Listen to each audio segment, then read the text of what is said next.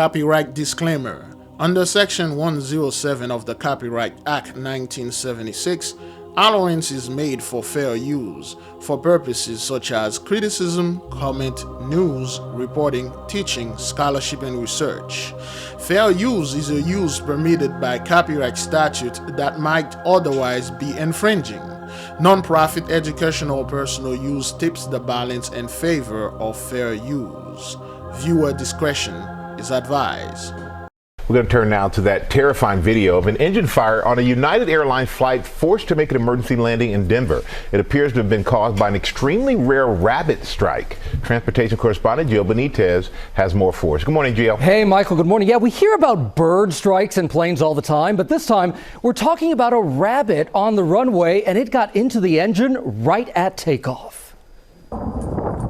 This morning, an unusual animal encounter causing a scare in the air. Rabbit through the number 2, that'll do it, all right. A rabbit somehow making it into the right engine of United Airlines Flight 2325 from Denver to Edmonton Sunday, right as the Boeing 737 with 159 people on board was taking off. There was a loud bang and a significant vibration in the plane. We proceeded to still climb. Harrowing video from inside the cabin showing large flames shooting from that engine. Every few moments, there was a backfire coming from the engine, a giant fireball behind it. Everybody in the plane then started to panic. The soaring blaze visible from the ground. My stomach dropped and I just thought, I'm gonna see a plane go down. Take with you all your belongings. The pilots quickly responding to malfunctions in the cockpit. At one point, thinking the fire was impacting the landing gear. The landing gear, we have indication is now locked up. The plane turning around after about 75 minutes in the air. And United tells us that the flight returned safely to Denver. Now, wildlife strikes in general, they're actually very common. The FAA says there were more than 20,000 of them last year in America. But when you're talking specifically about rabbits, there were only 4. So this was extremely rare, Robin. Yeah. Shalom, beloved brothers and sisters, Jews and Gentiles alike. Welcome. Thank you for being here. It is good to be here. Today is Noga, April the 18th, 2025, and it's currently 4:22 p.m. Eastern Time, pre-recorded. What in the Looney Tune hell is going on here? Is Bugs Bunny doing this? Is that what that is? Because I'm genuinely right now, I am confused. Now, it used to be bird strike, okay? I don't know what happened with those people not coming after Birdman anymore. But it used to be bird strike or some kind of flying fowl. Some kind of flying animal. Now it's a rabbit?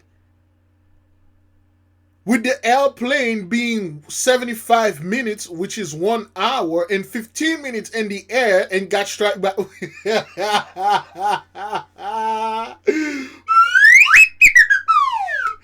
Say what?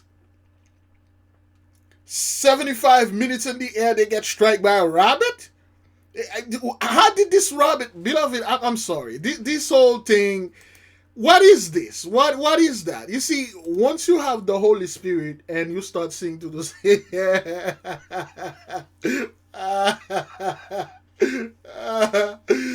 start seeing to those people lies, you just like, what, really? Back then we would have believed this thing. Okay? All right. Boeing engine. Okay, so well, some kind of like huge. Let's see. They did say something. Boeing does not manufacture. Okay. Okay. Boeing 737. Boeing 737. Okay. It's on the runaway. What should I say on the runaway? They will show it in the sky. All right. Okay.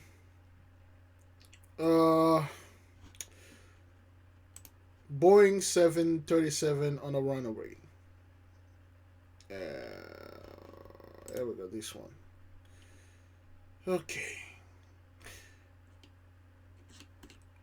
Okay, beloved, how did this rabbit get into there? Like, how? How did the rabbit jump? What happened here? Okay, you know what? Boeing 737 engine. Okay. So, how did it jump? This rabbit can jump really high. Can they jump that high? How did it look at this? Look at how high this thing is. And look at the fellow, okay? It's like about his ankle, I guess. And a rabbit find a way to jump into this and hold on. You do know when this thing start turning and the airplane is going, it will suck this rabbit. And there, let me show you something. This could be against YouTube, but let me see what we can get here. What's going on here? Man gets sucked into engine plane. Okay. This was well, this was an air engine, somewhat in the military and stuff like that. And this accident video illustrates the perils that the deck crews face. When a crewman forgets to duck as he passes in front of the jet's engine, the power is enough to suck him into the intake.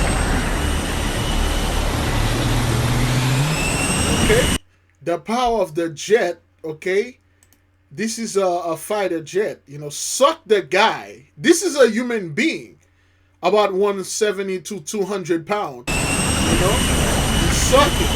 Miraculously, the crew member is pulled free and survives with only minor injuries. Okay, so because it was too big and this thing didn't, it's like a blender.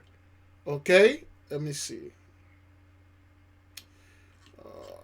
Let's watch this one. Have you ever wondered what would happen to your body if you get sucked into a jet engine? Well, according to contrary popular beliefs, when you get sucked into a jet engine, the razor-sharp edges of the fan blades will turn a person into thousands of shredded pieces. During this process, some of the body parts will pass through the engine combustion chamber, while others will be pushed. Have you ever wondered what would happen to your body if you get sucked into a jet engine? Well, according to contrary popular beliefs, when you get sucked into a jet engine, the razor-sharp edges of the fan blades will turn a person into thousands of shredded pieces. During this process, some of the body parts will pass through the engine combustion chamber, while others will be pushed through the bypass duct, further leading to engine failure. This is why you see tiny spirals in front of some modern jet engines to indicate to the ground crew working around the aircraft that the engine is running so nobody comes up too close. Have you ever wondered what would happen to your body if you get sucked into a jet engine? Well, according to contrary popular beliefs, when you get sucked into a jet engine, the razor-sharp edges of the fan... This is what would have happened. This is how powerful this thing is. Okay, this is how powerful, you know, this thing is, okay? Let me see this one, the Smithsonian. Let's see what's... An active flight deck is filled with danger.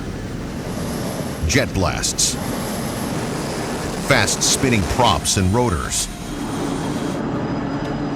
and engines that can suck you in before you can blink. These jobs demand strength and nerves of steel. So again, this is just an example of what would happen to actual human being if they get sucked up in the engine of this Boeing or whatever jet engine that is. And now you got a rabbit, you know, got sucked into this thing for 75 minutes for some reason. I don't know how, I forgive me, beloved, I don't know how aviation work in that matter. How is this even possible? But of course, I do know how the ley line works. I do know how the holy ones work. I do know how the angels work, and this was nothing but the work of the angels. This was nothing but the work of our prayers. Okay, all right. So, and the United Airlines, so to speak, made a U-turn or stop because this thing happened. Okay, again, like we told the people, the reason why this is happening is because the energy change, the ley line is being activated. And there's a video Sister Lisa had uploaded. Let me see if I can. Oh, let me see. Lisa Cabrera. Huh. Usually YouTube don't like the sister at all. Okay, they don't like the sister at all. Whenever you try to say something to Lisa, they won't pull it up. There's this video. I believe no, she uploaded not live. It was upload. Yes, this video she just uploaded about 17 hours ago. I'm just going to take probably this right here, a minute of it. Okay. Okay. The panic. It's called the panic industry is booming. All right.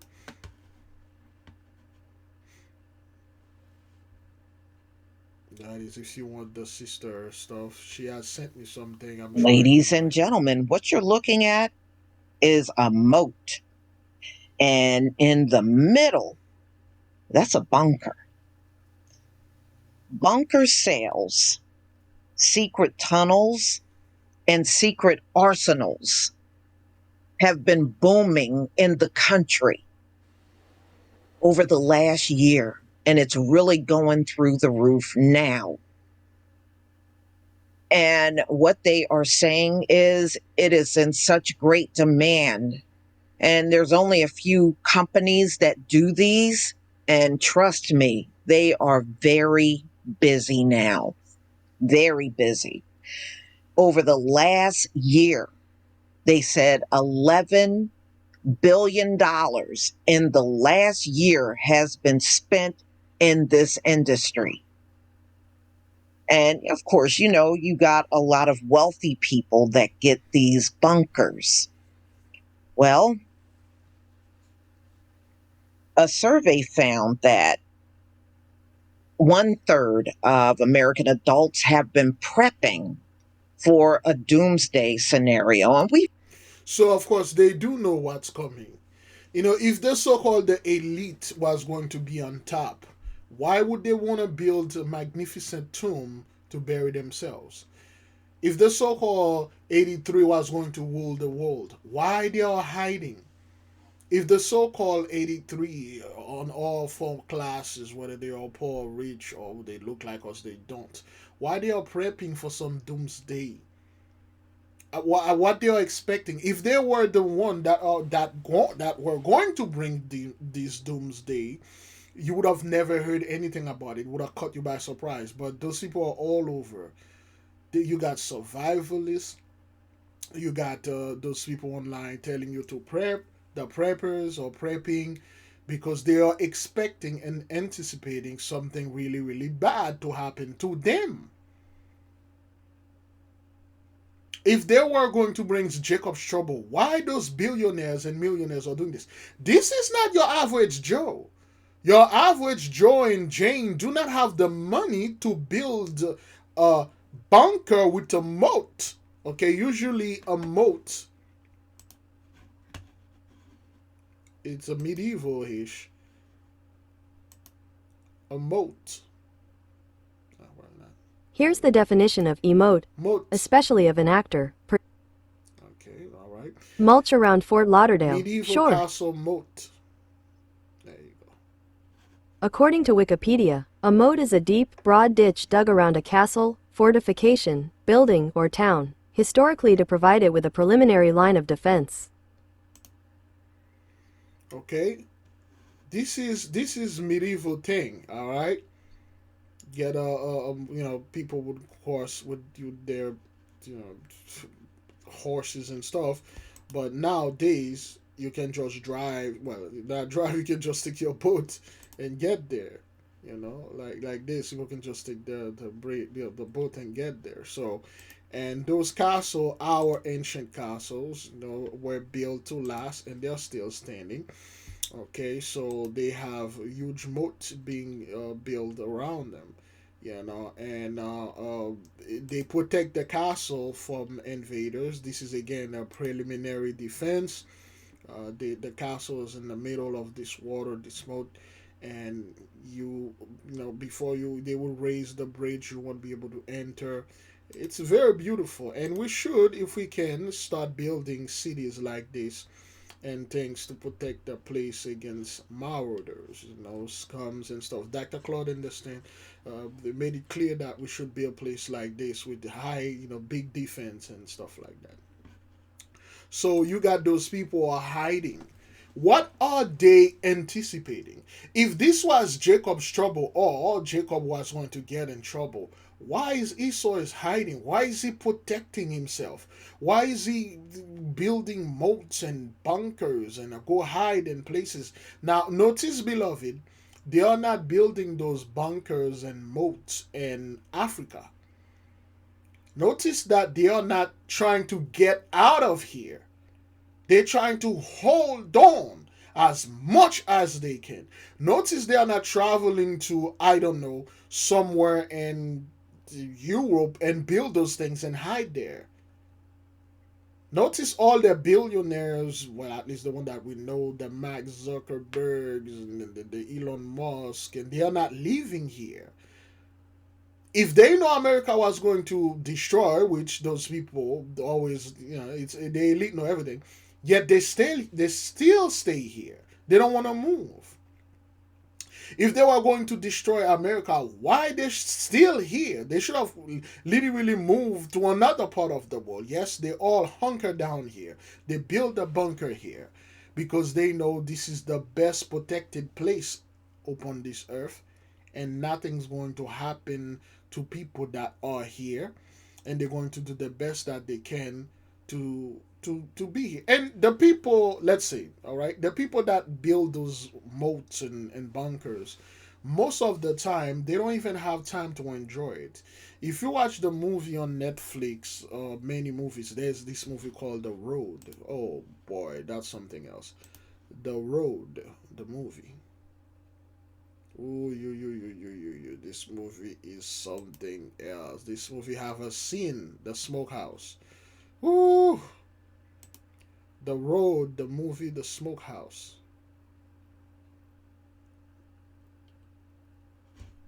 They are taking him to the smokehouse. Oh.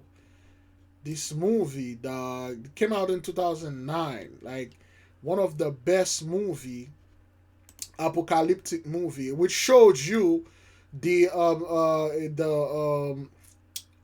of, the thing that would happen if there is some kind of war like this.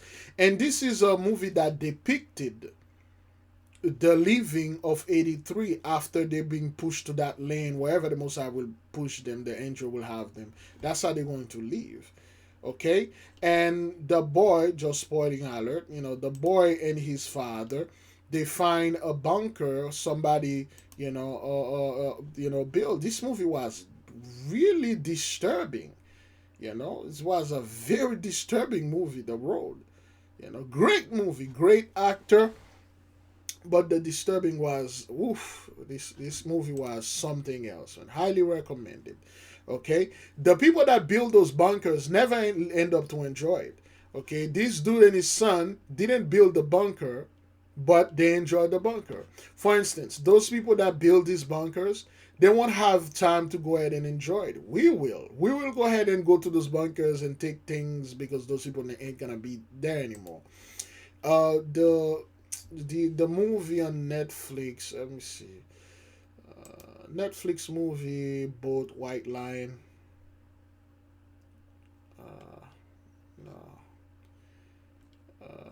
What's the movie with the produced by Obama, I guess? Netflix movie produced by the Obama, I guess. Leave the World Behind. And the movie Leave the World Behind, whatever that is, that's a better picture. In the end of the movie, the girl that followed the blessing, the deer, she find this house where this billionaires put everything in there, and she enjoyed. Okay, so again, like we said, beloved, those folks, it's just, they ain't gonna get out of this. This is not something they're gonna get out. This is not something they can't flee.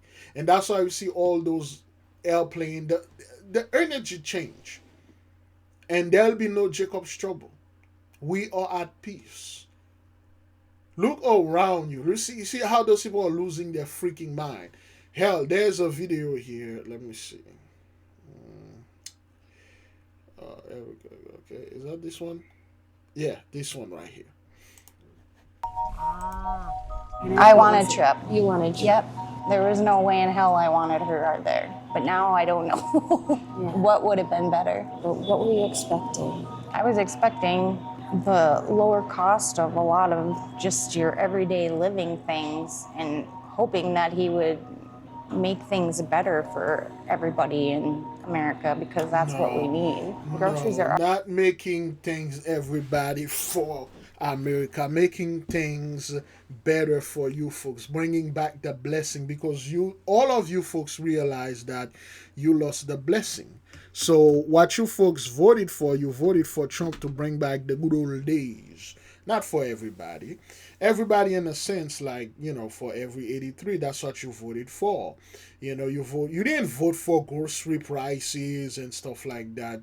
That's not why you voted. You voted out of hatred. You voted like he was going to brutalize and kill our people again. You voted because you got a flashback of George. We will let the brother rest in peace. You voted because you saw your knee upon our neck and then the whole chaos that ensure after this. You voted because you want the blessing back. You voted because you don't want to get out of here. That's how you voted. You didn't vote because I for everybody and stuff like that. You voted because you want Trump to come and keep our people down, and come to find out he did the complete opposite. He's keeping you down, okay? already outrageous. And then we put the tariffs on across the seas or whatever, like China, all that. It just makes everything more expensive for everybody. Yeah, well, okay, now things are expensive, more expensive for everybody. This is the problem I'm having with those people. For years, for centuries, our people been complaining. We've been treated with injustice. Our people complained and complained and complained. And what did you people do? Nothing. And what you people said? Pull yourself by the bootstrap. Start being lazy. You are lazy. You don't want to work. You guys don't want to work. There's so much work out there. I am a good American. I work. I pay taxes. I pay taxes so you people can live on welfare. I pay taxes so you people can have food stamp. Why don't you get a job? But I have a job. Why don't you get two? I have two jobs. Well, leave one, go to school, get a diploma, get a PhD or the VHD or the VD, get a bachelor degree. Well, things are really hard and stuff for years, for centuries. Look, there are laws out there and there are things that are being put on our people. We really can't move like you guys. You guys don't say anything. You just act, nothing happened. Then lo and behold, suddenly now, a lot of people coming online say, black folk, we understand you now. We know what you've been suffering. I'm sorry, what do you mean? Everything is hard now. So you folks were aware of those horrible injustice things that were being done to our folk. And they cry unto you. You didn't do nothing. And the one that did something, you spoke against it with great pride and even greater prejudice. Now you guys are seeing this. Yes, I mean, yeah, I understand I understand your frustration, but it's just like now I'm seeing everything through your eyes now. Now everything is hard. No, everything being hard. The moment you people came here in 1492, you landed in the Holy Land over there in Haiti. You raised your flag. You raised your course. You took over our land. You beat, rape, and rob and kill our men, our women. You murder. You beat Haitian Queen Anacaona. Well, they put Anaconda, but anyway. Okay? You take our beloved queen, you rape her, you beat her, you kill her, you murder her. That's what you guys did. That's what you did. Okay, the queen was not, depicted like that. Okay, she had Atlantean stuff. Okay, you know what? Let me put it. That's a better representation of her. Okay. All right. You destroy our beloved queen. You destroy her husband Kaonabo. Okay, you took over the land. You went into the temple with your filthy hands and feet. You destroy everything that was holy. And you start making everything hard for our people. It was hard all the way from then till now. And then now you people are like, oh, it's hard now. You know, we understand now. Now we wanna let's talk. Let's come together. Let's come together, okay? Let's talk, all right? Singer is the only person we met in eastern South Dakota who openly questioned her own political views. Most people we talked to said it was risky to talk about politics here, even as the effects of Trump's tariffs loomed over the agricultural economy in an area that voted for him by about 70%. Generally, opinions were divided between trust Trump's plan and how can you still like this guy. Wait, so Becky, let me ask one thing. Are you in a politically mixed marriage? Yeah, did you see the Joe Biden sign? Would you like to talk about that a little bit? Yeah. Becky Hofer was not afraid to talk. She's a Democrat, and her husband is a conservative non-voter. She's a freight broker. Basically, if a company needs to ship bricks, she'll find you a flatbed truck.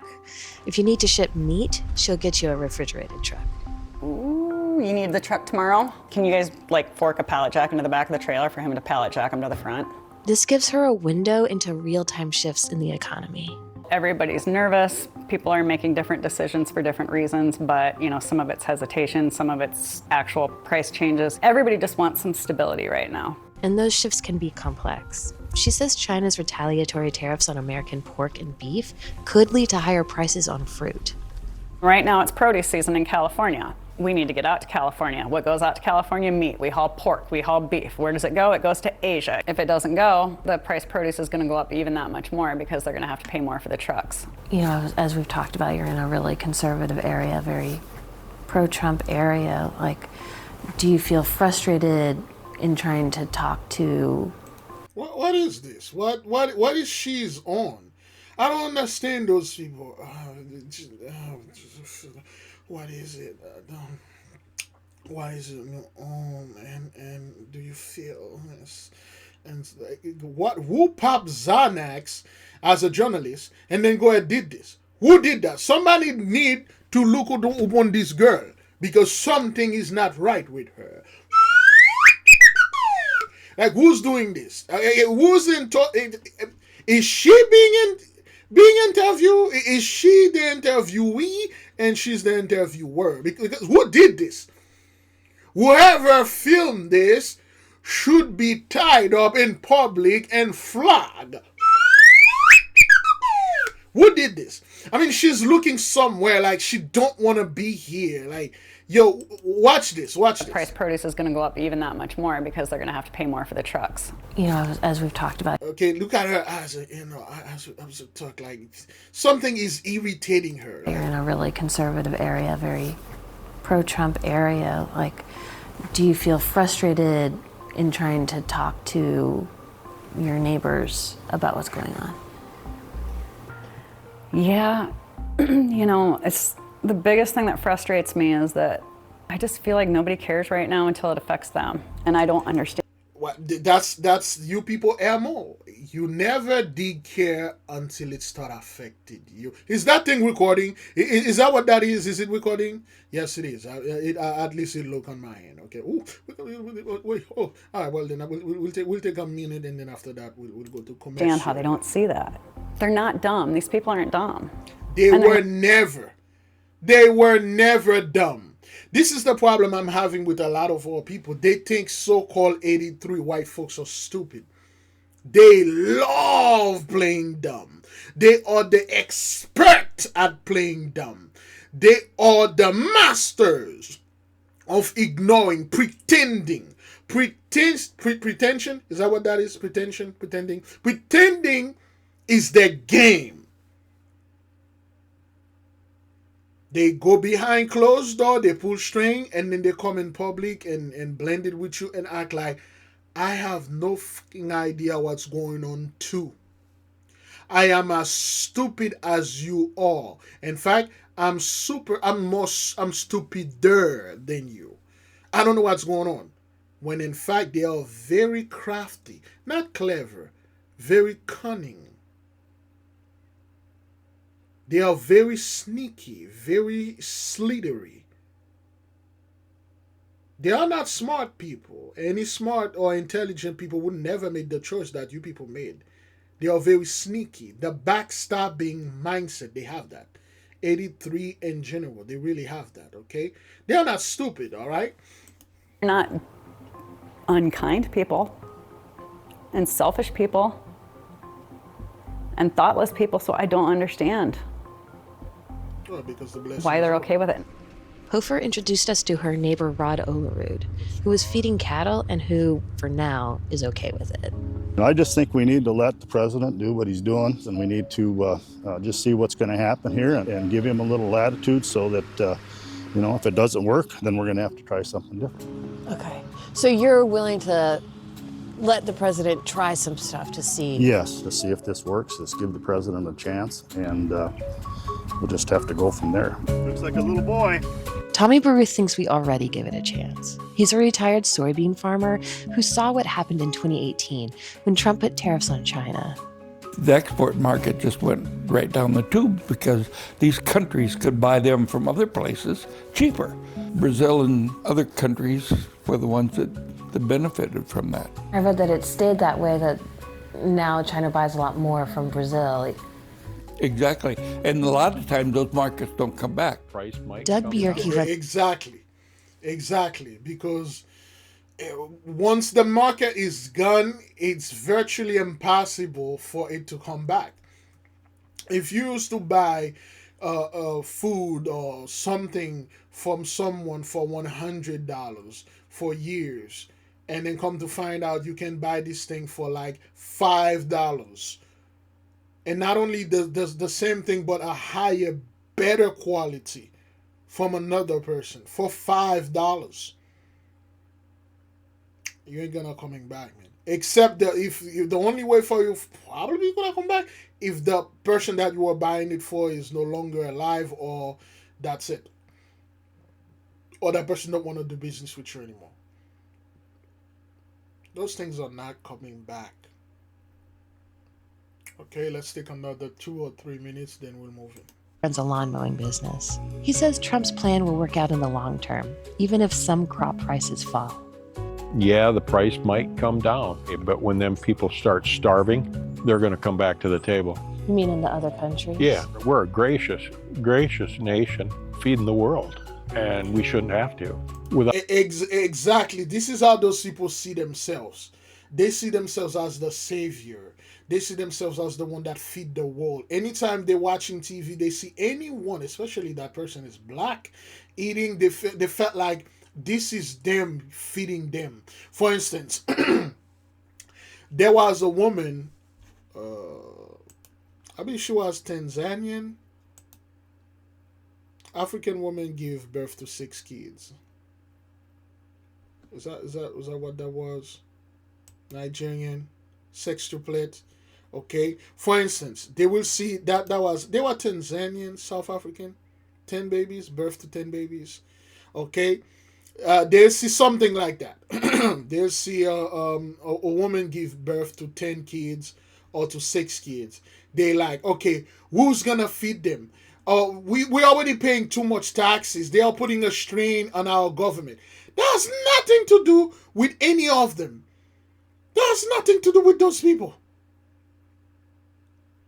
And they saw themselves as the one that are feeding those children. Okay, anytime they see anybody, anywhere, upon this earth, okay, eating something, they see themselves, oh, America, we give so much to everybody. When in fact, you people are the leech. You stole so much from everyone. You're the one that destabilized every country. You're the one that financing every single freaking war and everywhere. You destroy other places. Anytime you see somebody is either doing okay or not even doing better than you, you are the best of the best. You just see this person is able to eat. You will poison their food. You will buy you will send the vassals and blast all over there to destroy those people. And that's what such people really are. Anytime there's a disaster somewhere, you lich will come over there and act like you're saving people, yet you take all the donations and you give the people nothing. And the so-called American or 83 white Americans saw this doing Asheville. They saw how you FEMA are useless. You guys were putting a front. And that's how those people see themselves. They see themselves as the savior of the world. They are protecting the world. From what? From who? From terrorists. Which terrorists? We're protecting the world from the devil, from demons. But in fact, you are all of that. Without getting something for it. Rick Ekman says in the 3 days after the tariffs, cattle futures dropped below the point of break even for his farm. I've never had him do this before. Yeah, he really likes you. No. Did you vote for Trump? No. No, I did not. Why not? You want me to be truthful? I think to get to where he's at today, he's stepped on people and he's got no morals, I don't think. I don't like the man. I don't like him. Why do you think so many of your neighbors do support him? I don't know. I guess I don't see anything good about him. Does it affect the way you think about America? It scares me. Terry Nebelsick, a lifelong Did it affect you the way that you see America? I don't know. Let me listen to the question again. Let me answer this one. Does it affect the way you think about America? It scares me. Trump, Donald J. Trump is America made flesh. Donald Joseph Trump. What does the J stand in? What does the J stand in Trump name? Oh, great. Oh, Donald John Trump. Wow. I thought that was Joseph, but anyway. What does the name Donald mean? Okay. Donald, ruler of the world or Almighty, okay. John means God's gracious, and Trump is like another Trump, okay. Ruler or king, okay. King Donald, okay. King. This is your king, America.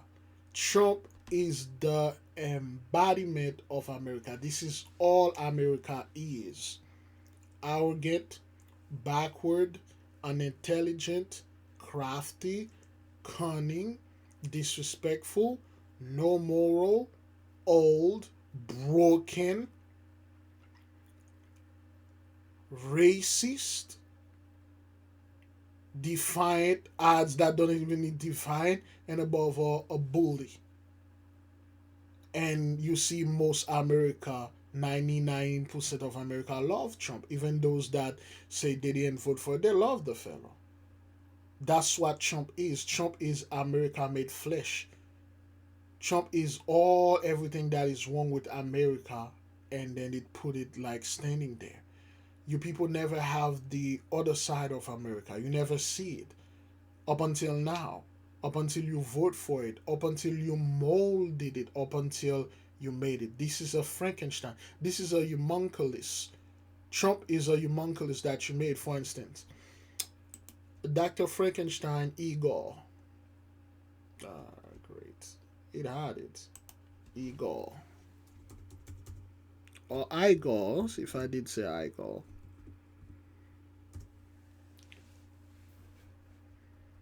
Okay. This is what America is. Okay, Igor, a homunculus. All right. He's not actually the Dr. Frankenstein. Okay, he's Igor, a homunculus. He's this dude that Frankenstein, Dr. Frankenstein died a long time ago, and then he was, well, this is a better,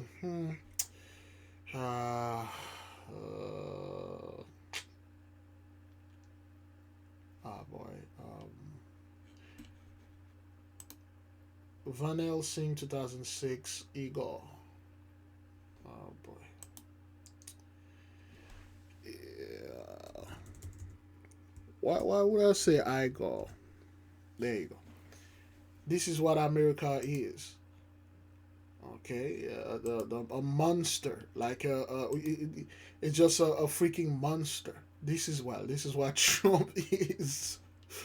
Okay, this is what Trump is, a monster. All right, Igor was the one who made Frankenstein and Van Helsing. You know, he is the one that made it because Dracula wanted. Anyway, I don't want to spoil it, but this is what America is. He's Igor. He's something that was made by someone in a lab, and then he ended up making another person in the lab that turned out to be worse than him. You know, this Frankenstein was actually, you know, kind and lovable. You know, it was good. This Frankenstein was good. But this is what America is, Igor. He think he's super smart. He think he's as smart as Dr. Frankenstein himself, because that he learned under Dr. Frankenstein, and then he created a monster like Dr. Frankenstein did with the original Igor, but the one that he created was really, really bad. Okay? All right, so this is what you guys are. You guys are Igor or Igor. Okay, Frankenstein. Whoops.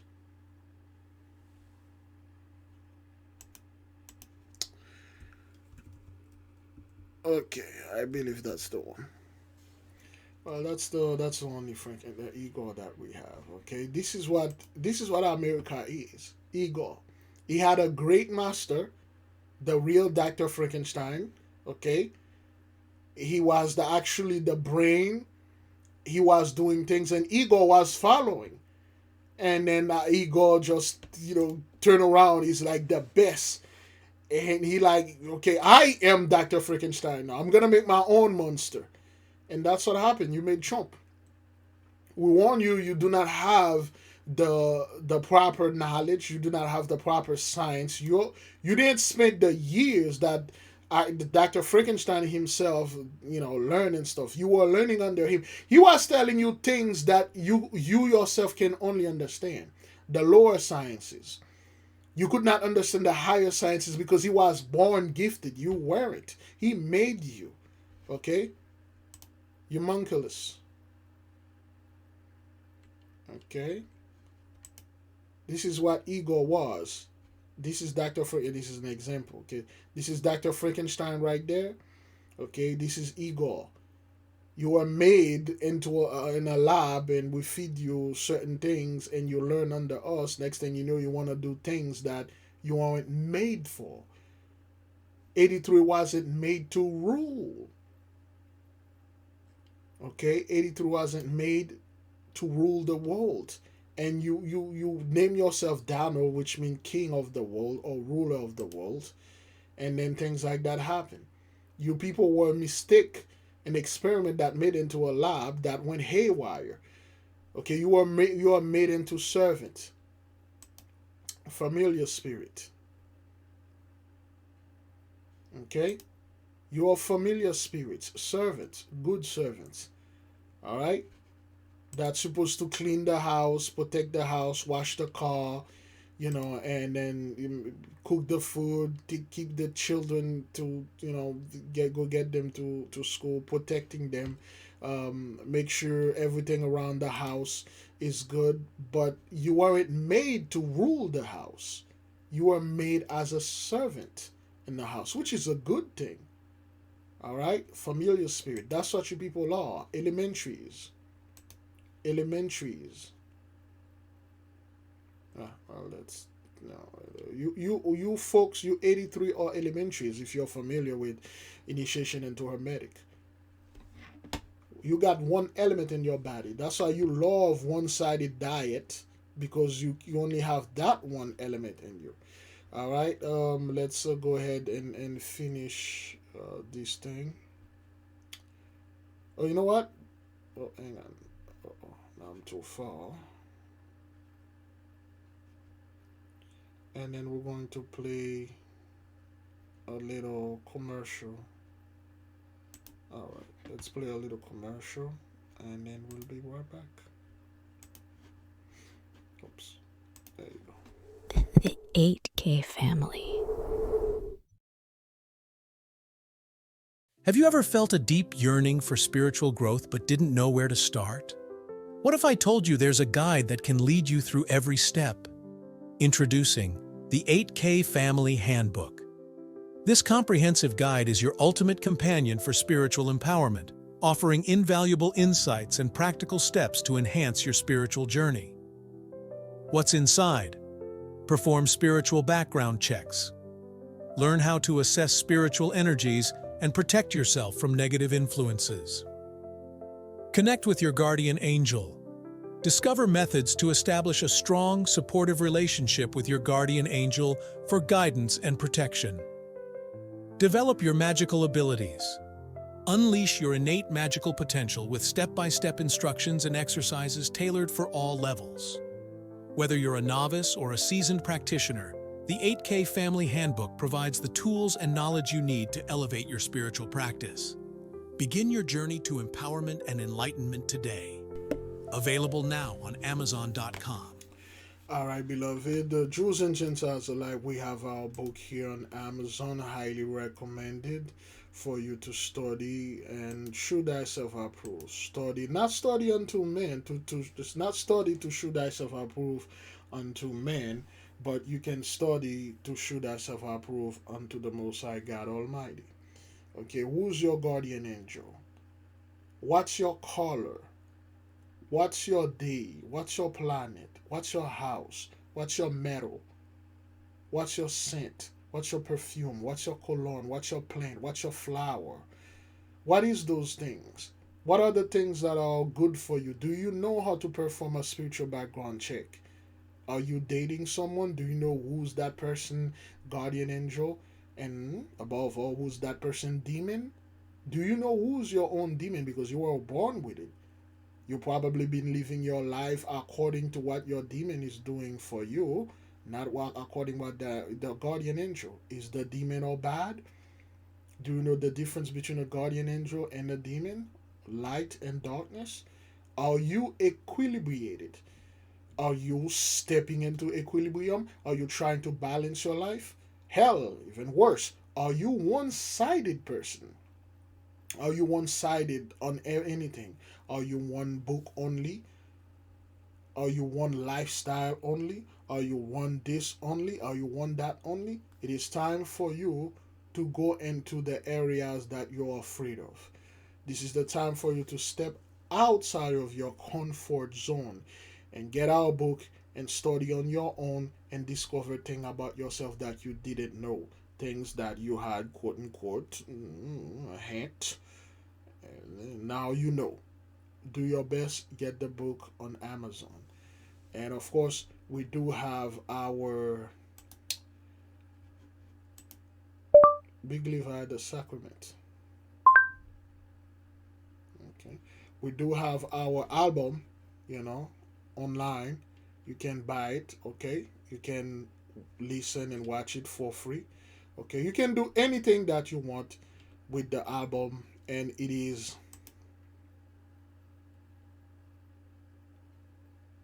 okay. Wow, boy, really? It's stuck.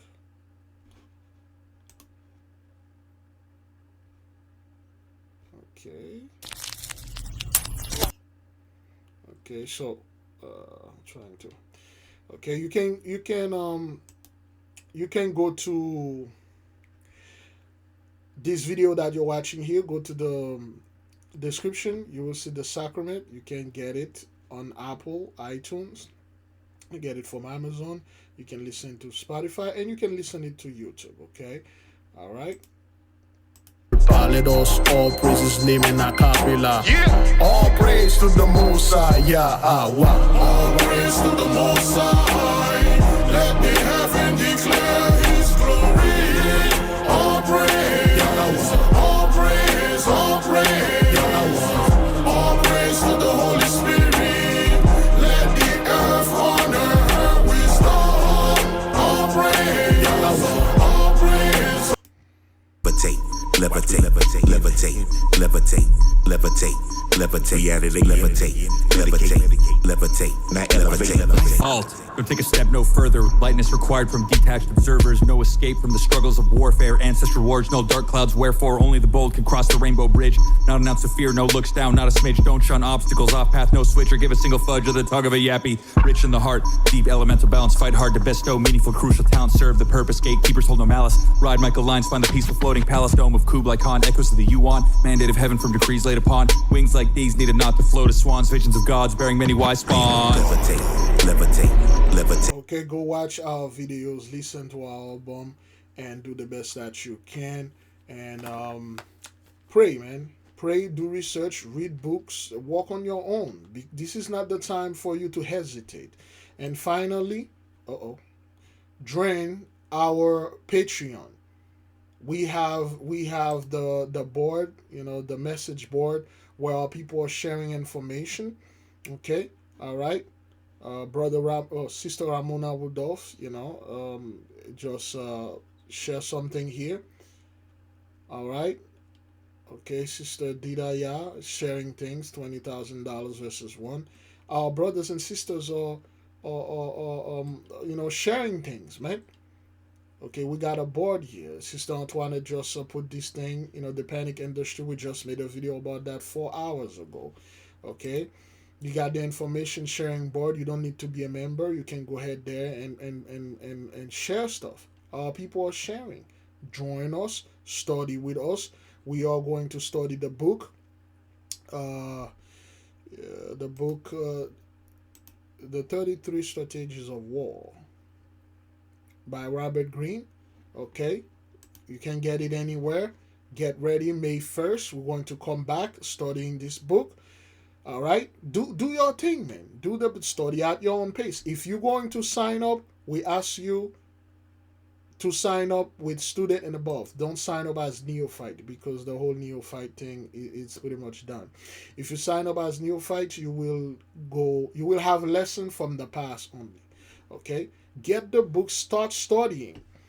Okay, we are not abide by 66 book only, or we only abide by the Bible only, or whatever book that are religious. We study all form of book, especially forbidden books. Magic, we studied that. Okay, do your best. All right, let's keep on moving, beloved. Okay, all right, we're done with this. Let's keep on moving. A 30-something woman rushed out of her seat and opened the door of the moving airline jet getting ready to take off from Jeju International Airport. The sudden move caused the emergency slides to deploy and caused the Air Seoul plane to stop on the taxiway.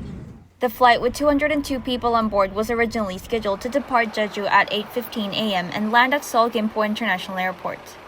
The woman, who was yelling and making a ruckus, said she felt suffocated and was restrained by the cabin crew and fellow passengers. She was later handed over to the airport police for violating the country's aviation security law. Police said the detained woman claimed she opened the door because she was feeling claustrophobic. Officers confirmed that she had received treatment for an acute case of claustrophobia. Air Seoul said that they removed the emergency slide and needed to make repairs to the plane. The airliner said a replacement plane will be made available to the passengers. The incident comes as a passenger on board an Asiana jet carrying 194 people opened the door of a jet in mid-flight which was about to land at Daegu Airport in May of 2023. This incident caused several people to be rushed to the hospital for treatment, with the local court sentencing the person to 3 years in prison, suspended for 5 years for his action. This is in Korea, all right? This happened a few days ago, 3 days ago. Let me see. This happened April the 15th. Today is April the 18th, where a passenger in mid-flight, okay, getting ready to take off while the plane was taking off, they opened the door at Jeju International Airport. Of course, remember that thing that happened early on in Korea? Korea been catching a lot of hell lately. The wildfires, so many things going on in Korea. The things dropped the bomb. Let me see this. Army's 3 corps sends rocket shell downrange to test fighting preparedness. Okay. There you go. This one right there. As single-person households increase with changing times and as extended families become a thing of the past, the number of solitary deaths being reported across South Korea each year is also on the rise. Such trends are highlighted in the case of a 48-year-old man who lives alone in a one-room apartment in Kumcheongu, Seoul. He receives basic living support from the government, has lived alone for years, and has not contacted his family in years. He regularly relies on food deliveries for every meal and rarely steps outside. 나가면 사람들이 좀 쑥닥쑥닥하는 것 같고 나가지를 못하고 있어요. 다 헤어지고 이상가족이 된 것처럼 식사적인 외로울 적에는 집. So again, this is what's happening in South Korea. People are dying, like they just die. And they are young people, single people. Solitary death is rising. Remember what she said in the beginning of the... Listen to what she said in the beginning. And this is not only in Japan, in South Korea. It's in Japan, it's in America, it's in Europe. Okay, listen to what she said. As single-person households increase with changing times and as extended families become a thing of the past, the number... So single houses are increased. That means there are more single people living alone than families, okay, are popping up. That's why 83 are pushing that single life upon our people. Well, they are pushing it out there because it's a curse upon them. Remember how those people were so proud of marriage?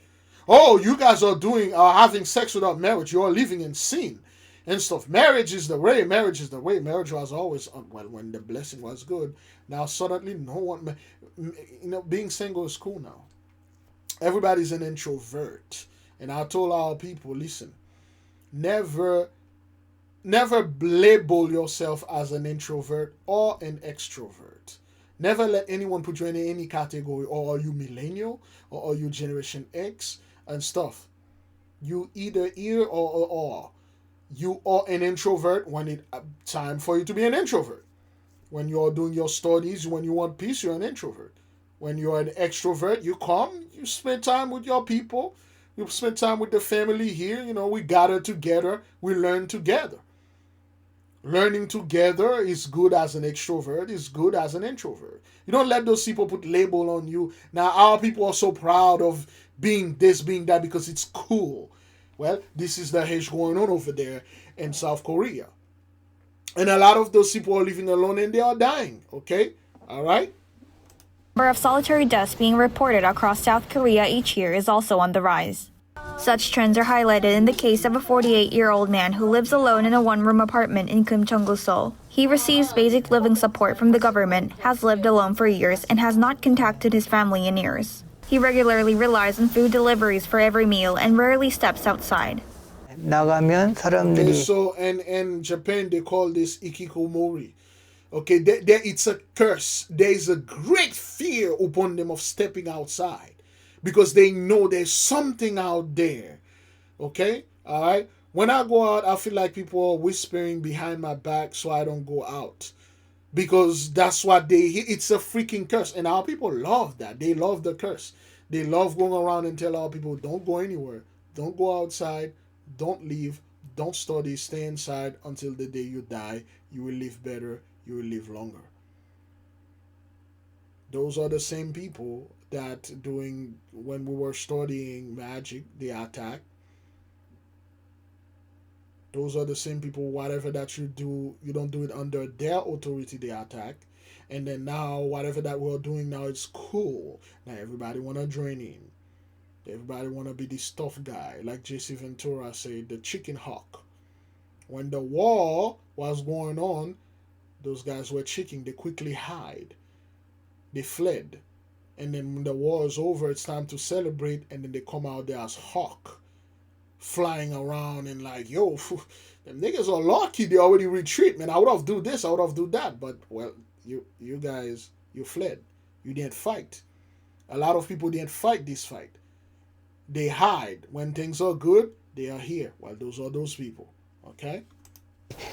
좀 쑥닥쑥닥하는 것 같고 나가지를 못하고 있어요. 다 헤어. Okay, there is no contact with my family, so we have effectively become long-lost relatives.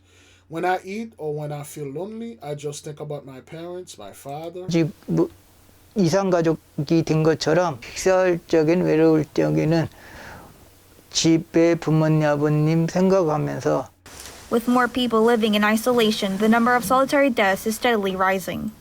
Okay, so you got, this is not a kid number. This is, you got more isolated individuals are dying alone with over 3,600 solitary deaths annually. Mostly among men in their 50s and 60s. Those are the men that see the butt of the blessing. And they cannot leave. They want to leave the good old time, and they cannot leave it. They are dying. 3,600 every year is no joke. Those are the 3,600 that are recorded. It's more than that. Each year, around 3,600 people die this way, averaging about 10 per day. More than half of them are men in their 50s and 60s. Although the government and local authorities are trying to identify and support at-risk individuals, many beneficiaries avoid face-to-face interactions, making outreach difficult. As a result, a new type of welfare check system has emerged, sending KakaoTalk or text messages and visiting only when there is no response. 대상자분들이 방문이나 전화를 불편해하세요. 메신저 기반 전국 최초로 옹기톡을 개발 운영하게 되었습니다. 응답률이 98%에 달하고 있고요. Experts say to prevent solitary deaths, more personalized and detailed support measures are needed, tailored to the unique circumstances of each household.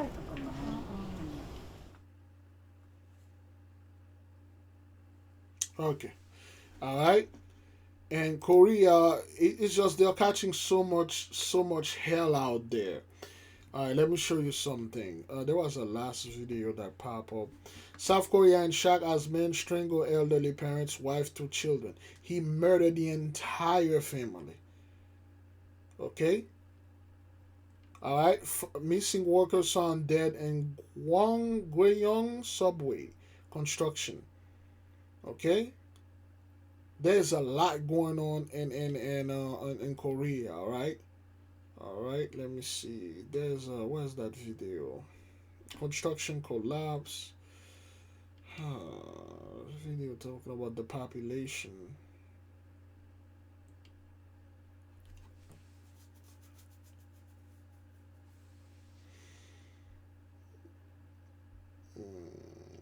There was a nice video here. Okay, all right, this one, the stores, all right? Visit Seoul and you'll find an unexpected trend in some of the city's most famous neighborhoods. Stores lining the main streets of Gangnam and Hongdae and other popular spots are closing, with more and more for lease signs popping up. Take the bustling university district of Sinchon. Well, I say bustling, but this area with a reputation for crowds is seeing buildings empty out, including this one right in front of Sinchon Station, which you'd think would be prime real estate. Local realtors are saying it's been a trend since the COVID-19 pandemic, and in fact the vacancy rate of commercial buildings nationwide has been rising for the past 3 years in a row, hitting 10% last year. The blessing is gone. The people are no more. There's no more business. They are staying at home. They are dying. And you see how they are not fighting? They are not preparing to war. You're not saying, oh, well, South Korea is getting all his 48-year-old and 50, 10, or 12 teenagers to get ready for war. No, they are dying. That's why the Korean president had to declare martial law so they can mate. It's like martial law. You guys gotta have sex and produce more kids. We are dying, and then they get rid of him because they didn't want this thing to get out, but it got out. Remember, they could never give you a reason why he declared martial law, but he declared martial law to force the people to mate, coerce, force the women to turn on the oven, and force the men to straighten up this third leg and get this work done. But they couldn't because the blessing is over. Moving down the country, we find a 20+% vacancy rate at commercial complexes in cities like Ulsan and in provinces such as North Gyeongsang and South Jeolla. But that rate leaps in certain places. If we focus on Dongdaemun, for instance, a Seoul district with a reputation for fashion, some large commercial buildings are so empty, it's hard to find stores that are open, as they have a vacancy rate of close to 80%. On the residential side, large-scale apartment complexes, even fancy ones in wealthy Seoul neighborhoods like Gangnam, have also been affected. What's the problem then? According to city officials, there's a market imbalance because of oversupply, and this has been exacerbated due to the rise in online consumption. In some places, you can throw in the high cost of commercial rent, so out come those for lease signs. However, experts are warning that if such problems continue without being tackled, it could cause not only a commercial slump in some districts, but also drag down the economic vitality of the country as a whole. Okay, there is another video. You know what? Let me see if I can get it, but I don't want to get stuck in Korea right there. Let me see. Molka? Is that what that is? Molka? Let me see. Sex video sharing singer Jung Jung released after serving 5-year sentence. High-profile sex offenders Jung Jung spotted in Paris.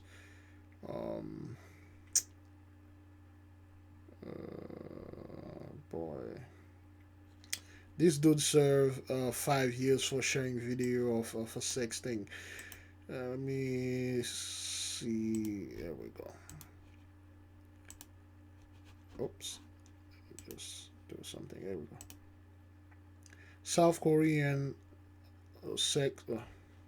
Flights from Miami to South Korea leaving May 4th and coming back May 8th start. Let's just put this. South Korea Molka. Is this what? Okay. Problem. There you go.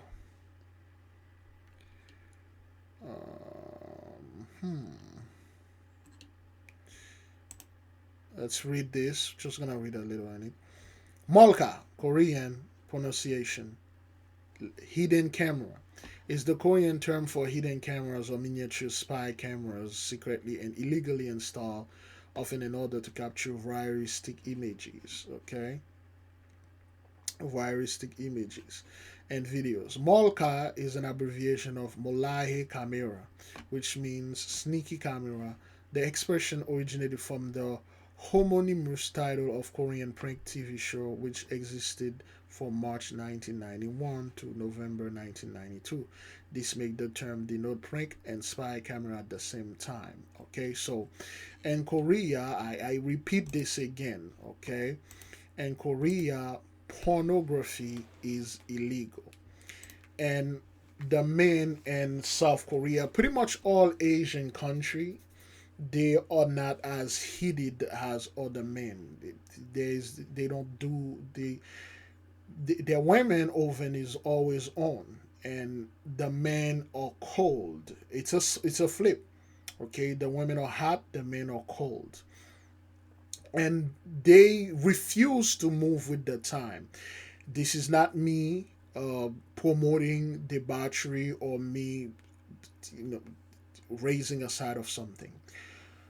When you take a bunch of men and women, you sexually frustrated them, you make those people are the most dangerous weapon on this earth. Sexually frustrating being. Especially sexually frustrated lion and lioness. They are the most dangerous people upon this earth.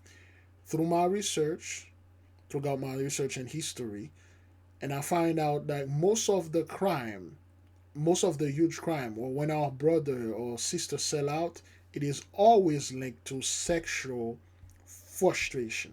A brother seeing that other brother is getting more cookies, then he sold the brother out. A sister can get no sausage, and she got frustrated. She accused a brother or whoever, a man, of doing things, and then they would destroy this man. In South Korea, the way those men battle those urges is to hide camera anywhere. Women bathroom, men bathroom, children bathroom, especially children, because they really don't know.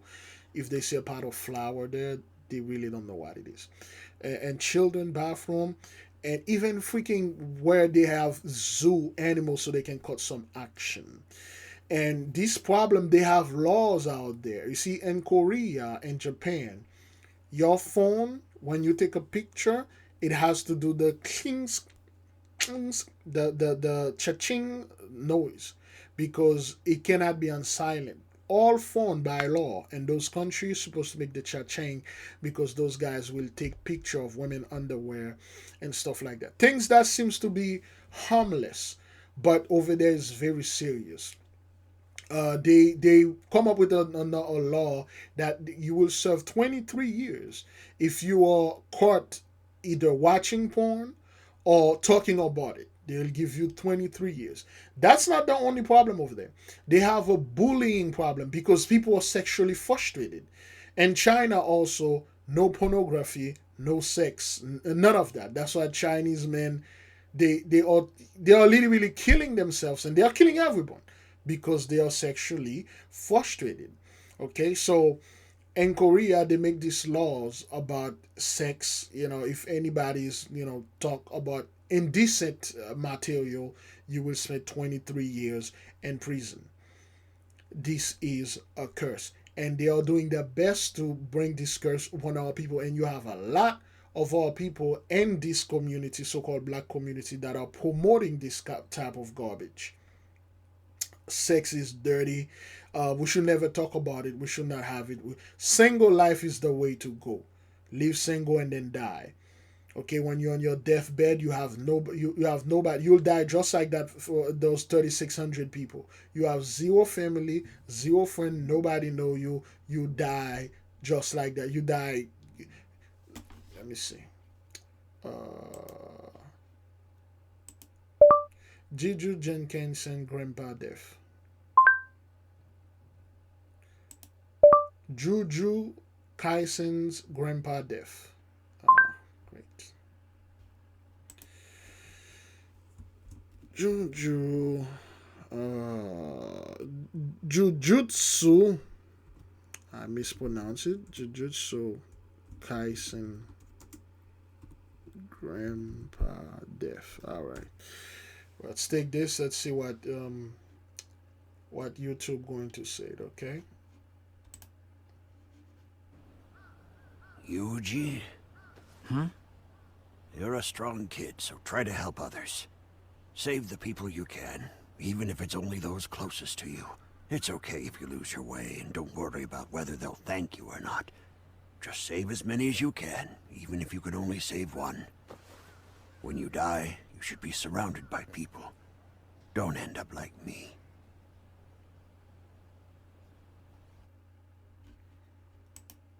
Oh, that's... Uh-oh. I should have played this one instead. There you go. Oh,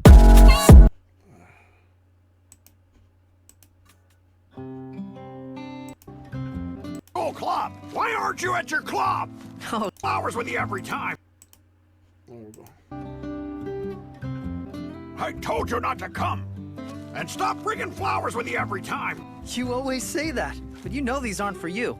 They're for the nurses. All the more reason not to. What's happening with your school club? Why aren't you at your club? Oh, chill out, Grandpa. The club meeting was over hours ago. If I didn't have extra time, I wouldn't be visiting you. Good. Now listen to me, since I've got free time too. Not interested. Listen anyway. I've got some things I want to say before I reach the end. About your parents, and I want you to Come on, I told you, I'm not interested. Grandpa, please. Could you stop trying to act all cool before you die? Every man has the right to try to go out with a little style. Get a clue, you useless grandson. Quit all your complaining. You don't have to put on a show for me. You've had it too easy. Yuji? You're a strong kid, so try to help others. Save the people you can, even if it's only those closest to you. It's okay if you lose your way, and don't worry about whether they'll thank you or not. Just save as many as you can, even if you can only save one. You die. Don't end up like me.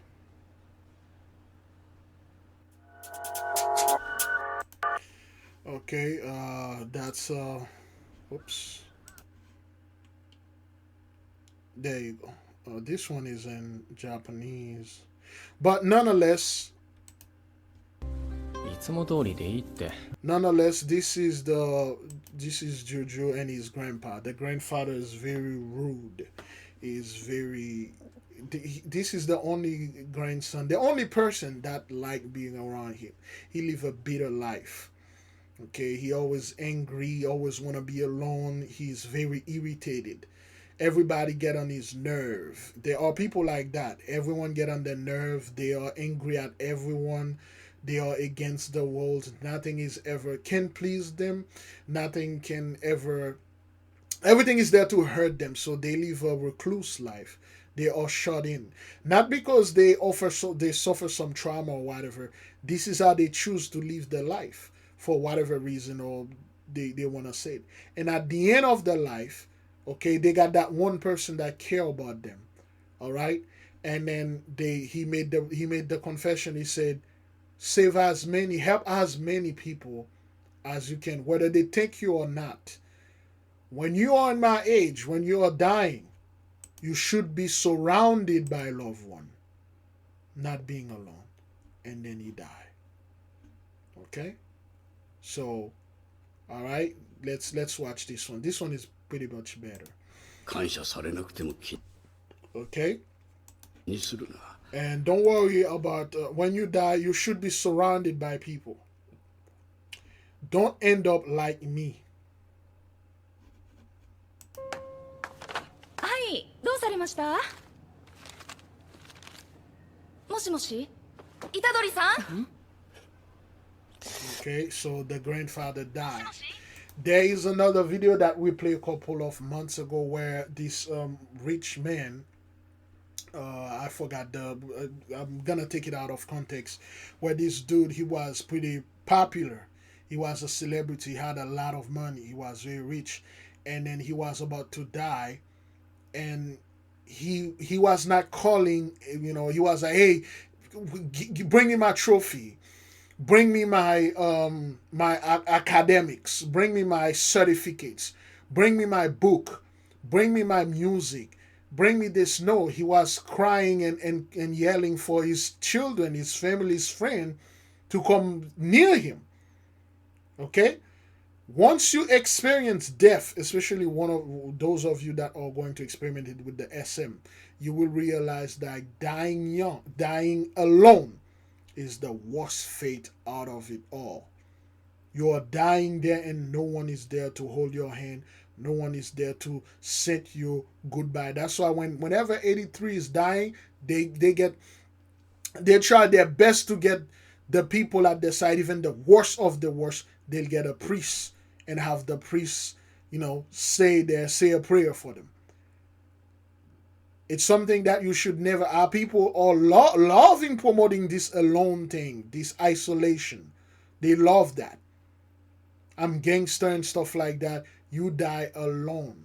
Nobody was there to hold you just look at, for instance, Mike Tyson's on his belt. Okay. Look at this stuff. This is history here. You're history. This is garbage. I can say I bled for garbage. So this is meaningless. No, at one time it meant a lot. When you're just a young kid, this is everything to you. But then you realize your priorities change. And you just want your children to be happy and do nice things, and that makes you happy. This is nothing. This is just nothing, man. Okay. This is Mike Tyson said this, all right? Let's listen to it again. Look at this stuff. This is history here. You're history. This is garbage. I can say I bled for garbage. So this is meaningless. No, at one time it meant a lot. When you're just a young kid, this is everything to you. But then you realize your priorities change. And you just want your children to be happy and do nice things, and that makes you happy. This is nothing.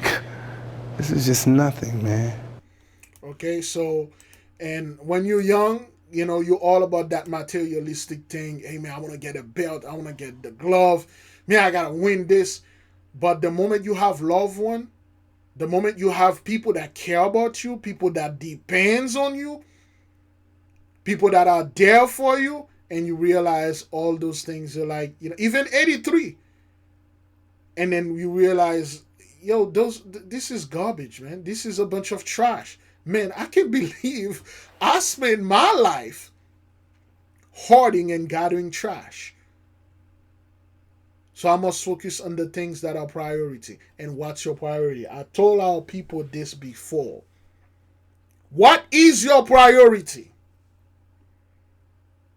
This is one of the major problems I'm having with our people. What is your priority?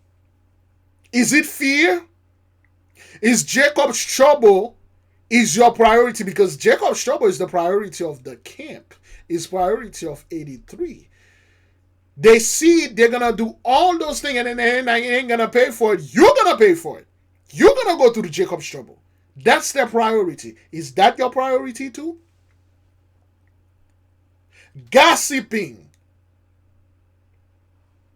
Is your priorities wake up seeking gossip? Who's been sleeping with who? Who's cheating on who? What women are doing out there? What men is doing out there? What happened between this person behind closed door? You weren't part of it. You didn't know what about part of it. Yet you're so interested in it. Things that happen behind closed door between two adults, and the next thing you know, somebody go down there and say, oh, he raped me. He should go to jail. And then you jump on there without having both sides. Is that your priority? Is celebrity garbage is your priority? What is it?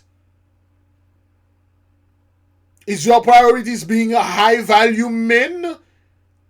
A high maintenance woman? Is your priorities to gather garbage? Wasting your time arguing? Is argument is your priority? Is your priorities to prove to people that you are this, you are that? Is your priorities to prove to people that you are smart? Or, hell, you are stupid? Is your priority is to make people like you, love you?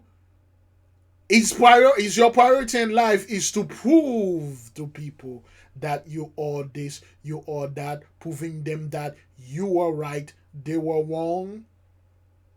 Above all, is your priority is to change people in life, is to live their life for them, is to bear their emotional garbage for them, is to try to persistently trying to teach this person something that he or she was not anointed to receive. Instead of you focusing on yourself, get yourself better, taking care of yourself, taking care of your family, taking care of your people, taking care of the one that has the spirit that you have, and move forward. What is your priority? Introspection, reflection, meditation. All right, Korea, we're done with Korea. Get them now! Move!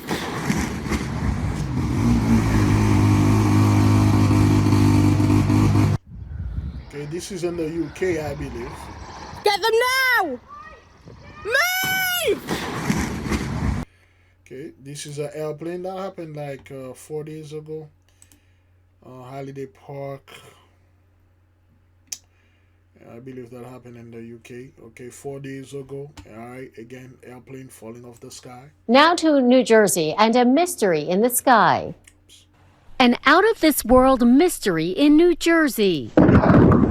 An unidentified object slamming into this auto repair shop in the middle of the night.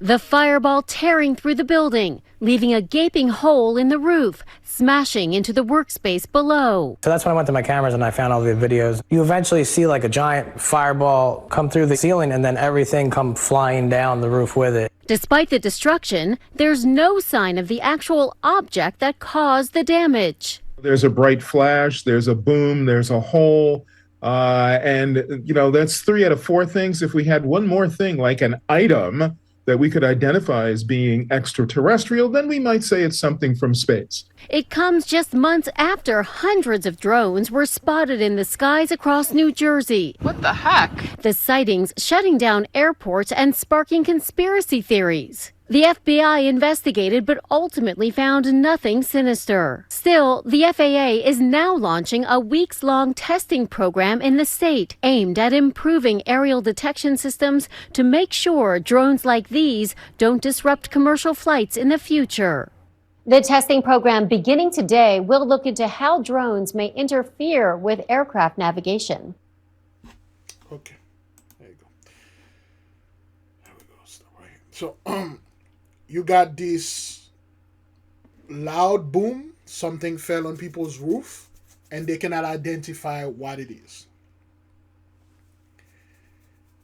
And a lot of stuff is happening. The other day,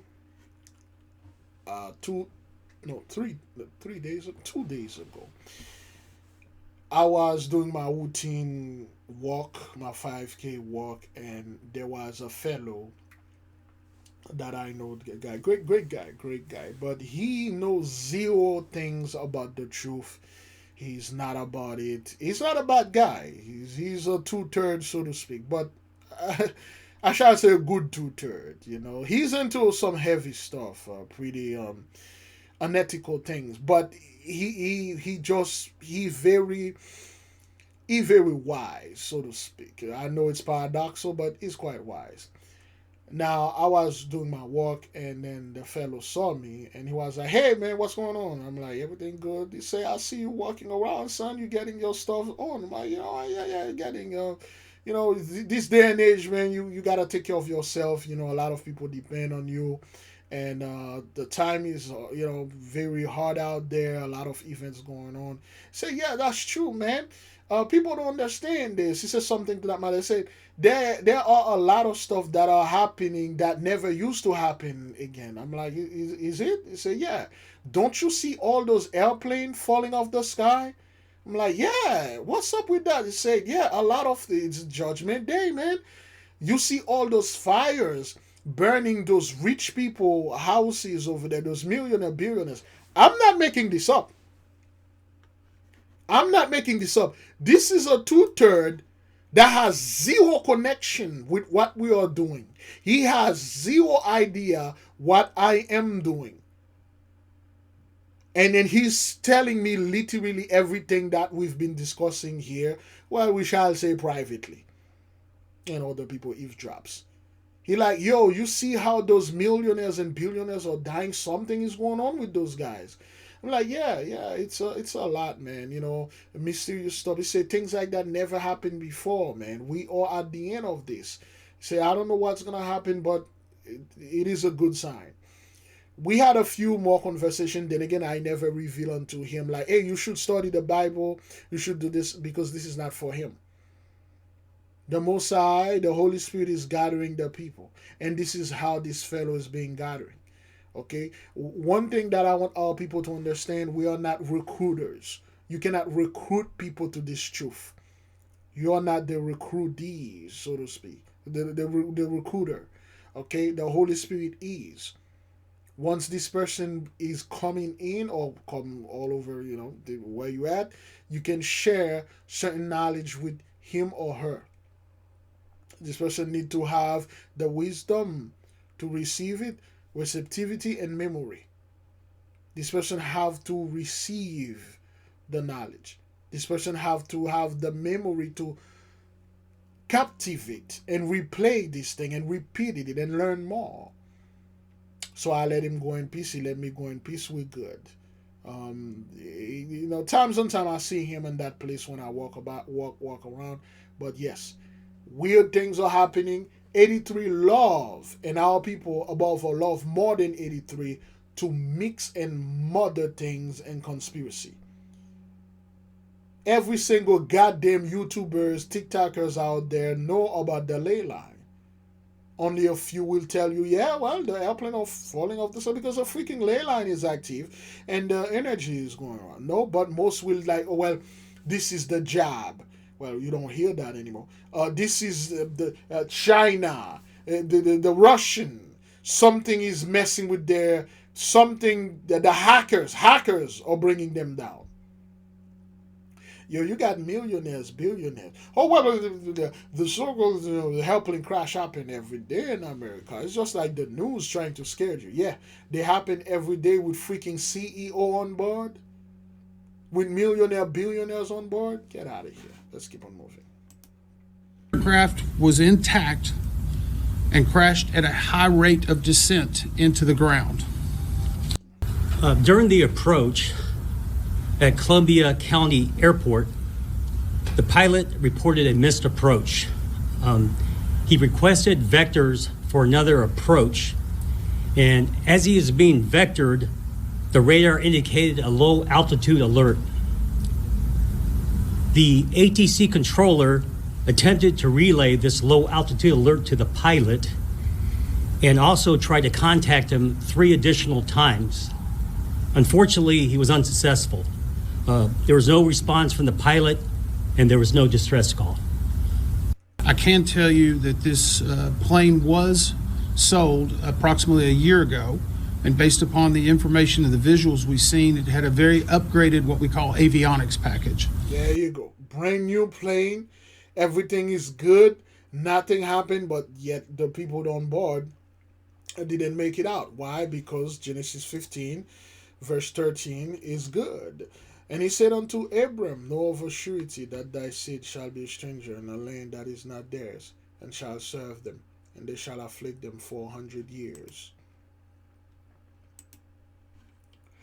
And also that nation whom they shall serve will I judge. 1619, 2019, the entire world went down. Ever since 2020, this world is not the same as it was.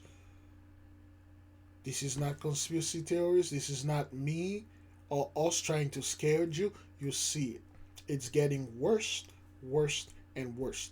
No one can say, hey, 2025 was better than 2019.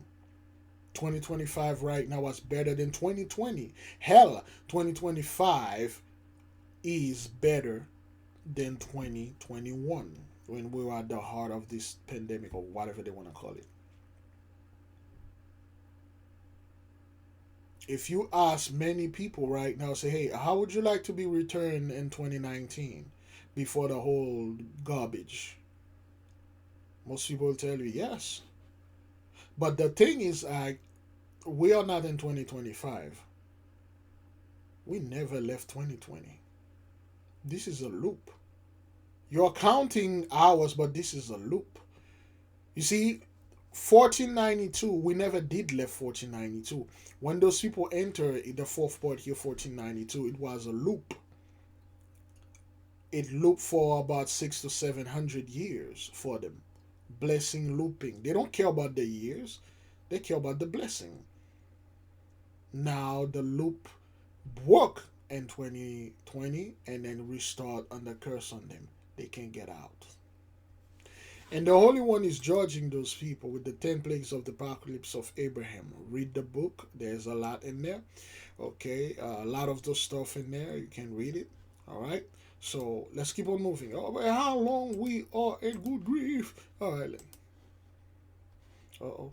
Okay, she has a lot of good stuff going on over there, you know, especially the thing with China, the population, you know, with China, all right? Let me see. Let's get started. As the U.S. China... Okay, the last video she uploaded, I believe she was live. 18 hours, let me see.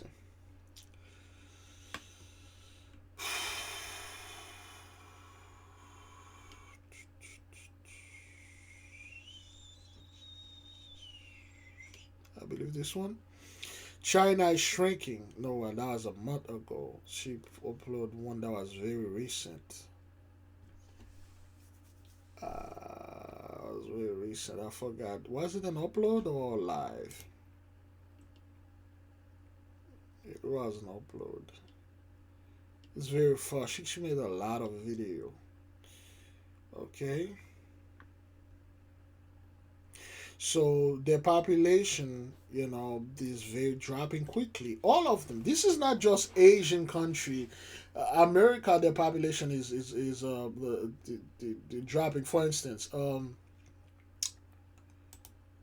fentanyl death overdose drop.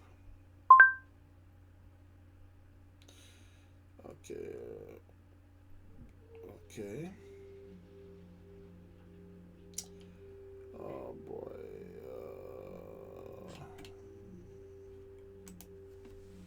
Not job, but drop. CDC, whatever. Whoops. CDC was saying. Let's see. Let me filter this by upload.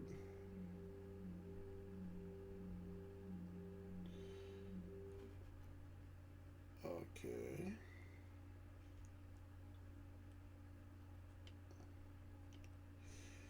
I watched it a few days ago, but let's see this one. For the first time since 2018, the United States has seen a decrease in drug overdose deaths. Center for Disease Control officials saw a nearly 15% drop in deaths from June 2023 through June 2024. That means that there are 14,063 fewer deaths in the United States of America. 14,063. 14,063 fewer deaths. That means what they want you to hear here, or they want you to think that they saved 14,060 something deaths, which is a lie. The reason why there is fewer deaths, because most of those drug addicts, they died. There's nobody else for them. The drug has nobody else to kill anymore. So you cannot expect all those 14,000 people that die from whatever difference or margin that you were counted to come back again. If you have a population of 1,000 people and there is a drug there that are killing 20 people a year, in 5 years, this population would be gone. And it's going to drop. The first year might kill 20. The second year might kill another 20. The third year, it killed 15. And then after that, it killed, and then there's nobody else to kill there. That doesn't mean you save 100 people. Everyone is dead. That's what that is. Okay, that came out 5 months ago, which was November 16, 2024. Okay? That doesn't mean you save those people. They are dead. Or you clean them out, or you prevent their death. They're no longer alive. And a decline like this is not just a statistic. It is not just a number. Well, that's what it is. It is a number. It is a statistic. Those people are no more. You cannot expecting these drugs to kill more and more people where there is none. That's why you have to bring a lot of the vassals here. That's why you have to bring a lot of illegal immigrant here, because you try to pad your number and it backfired on you. Lives that have been saved.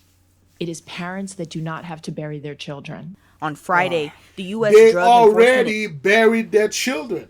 What about all those parents that buried their children? They already did, Administration hosted the third annual National Family Summit on fentanyl.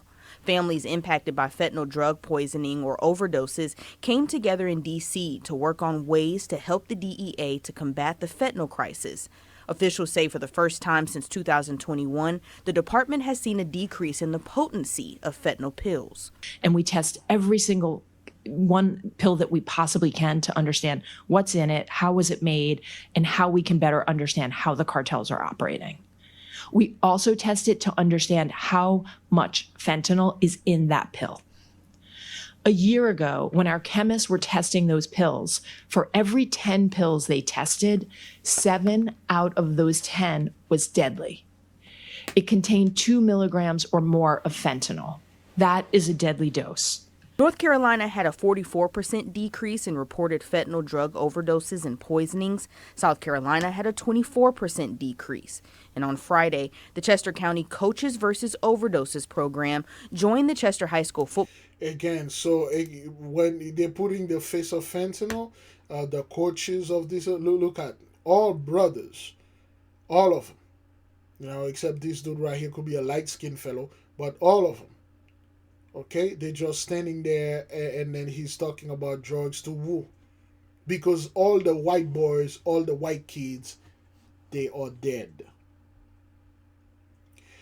One of the main reasons, I don't want to say this, but I'll say it. One of the main reasons you see black folk are somewhat now dying from the fentanyl because of this garbage. Lean, rapper's drug. Because of this garbage. And a lot of those dudes die from it. Okay, Little Peep, they die from the lean. I have no idea what Little Peep is. This is the first time I hear from him. He died from that. There was a dude. Whoops. 6 o'clock. Oh boy, I really have to go. 6. Rappers that die from lean drug. Okay, this dude Juice WRLD, he died from this. Mac Miller died from this. A lot of rappers, the Juice WRLD died in 2017. Lean, purple drink addiction. Lil Wayne was addicted to this thing. And then he turned Lil Wayne into some kind of, okay, all right, let me show you. Usually we don't do this, beloved, okay? This is just codeine. This is just me, how lean killed hip-hop, okay? The lean drug literally killed hip-hop, all right? Let's see. I usually don't do this because of celebrity garbage, but we're just taking an example here, okay?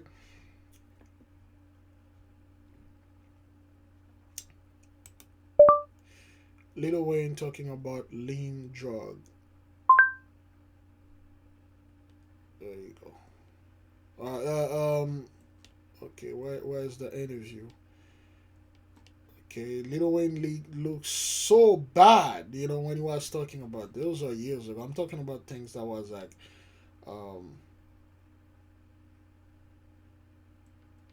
okay, Bow Wow. A lot of those dudes get addicted to the lean. And a lot of them are dying from it. It's a short. It's a short.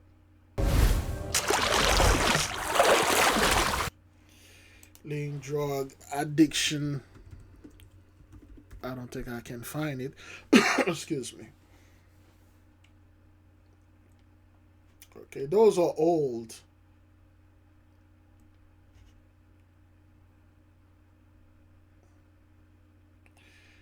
Okay, most of the stuff.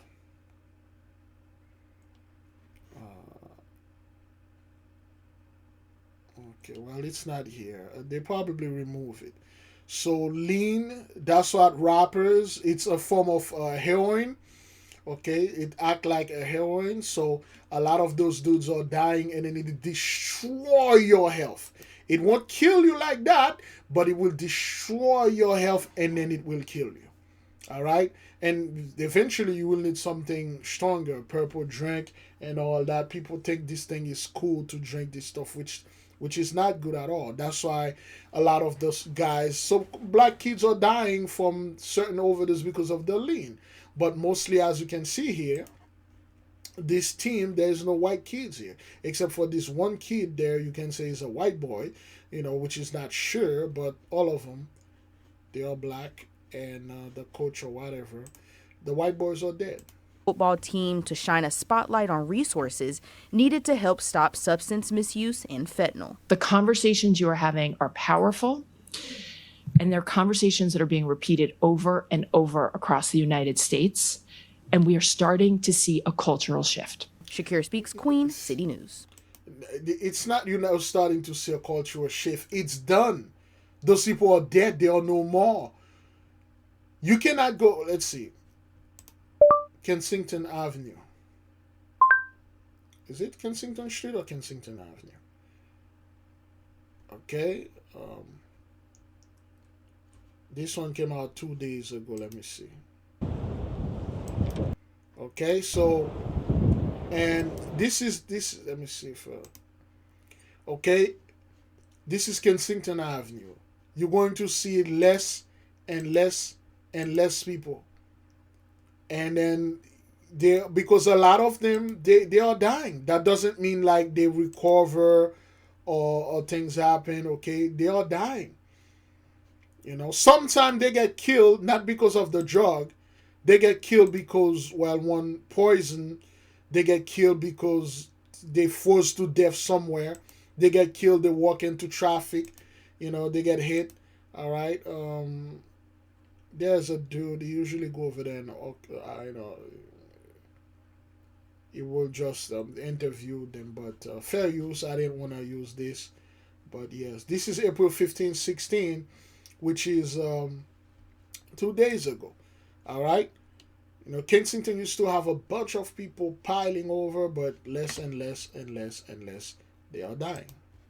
To the emergency landing at the airport in Houston, a Southwest Airlines flight to Mexico turning back after an engine caught fire in midair. The plane touching down, passengers evacuating down slides.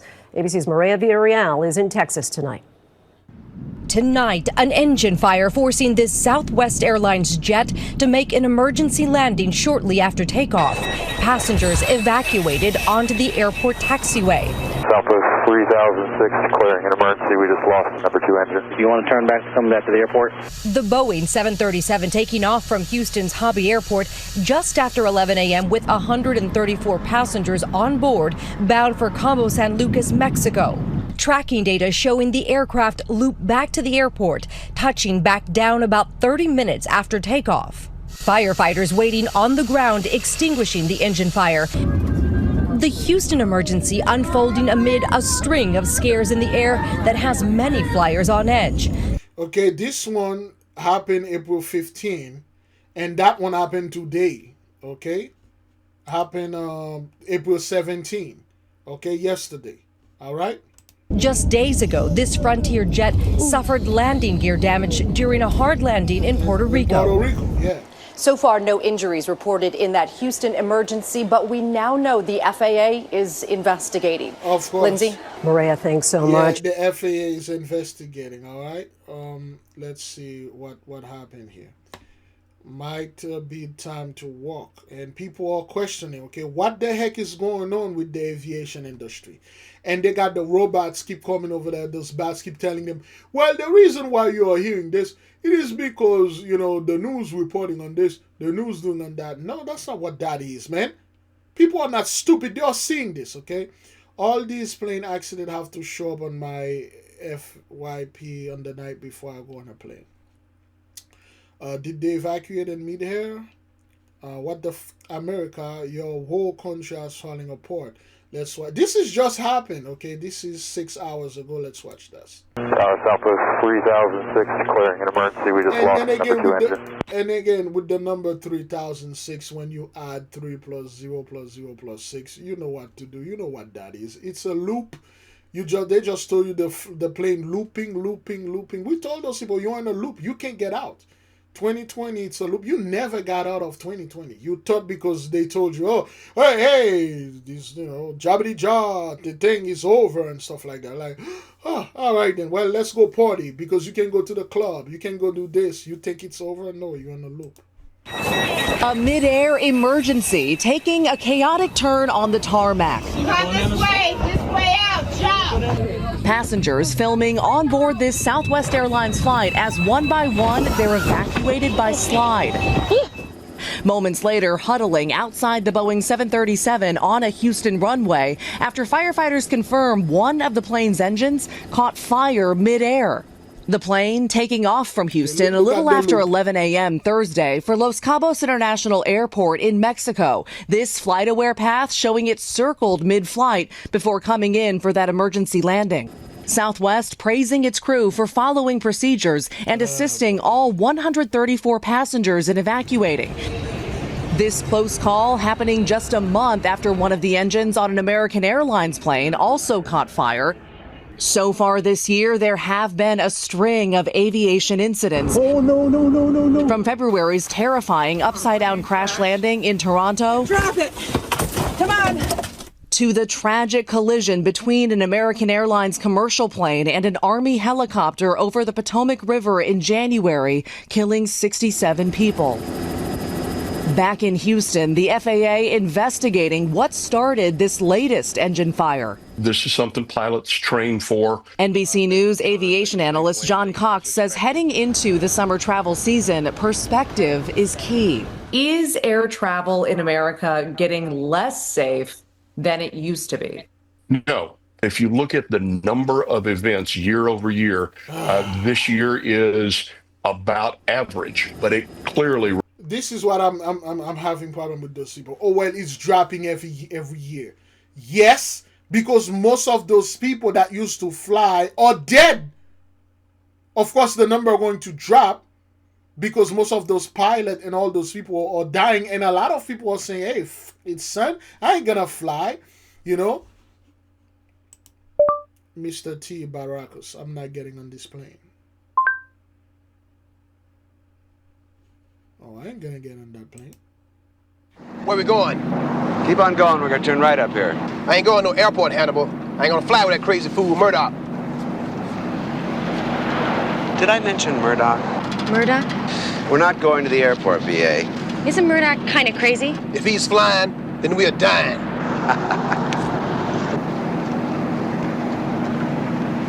Turn right up there.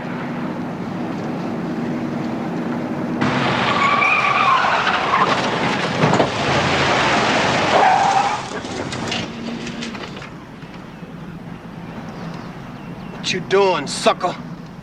I think I'll get out for a minute. What's going on here? This road leads directly to the airport, Hannibal. This road is nowhere near the airport. What's going on? Will somebody please tell me what's going on? I get it. You lied to me. Lied? Me?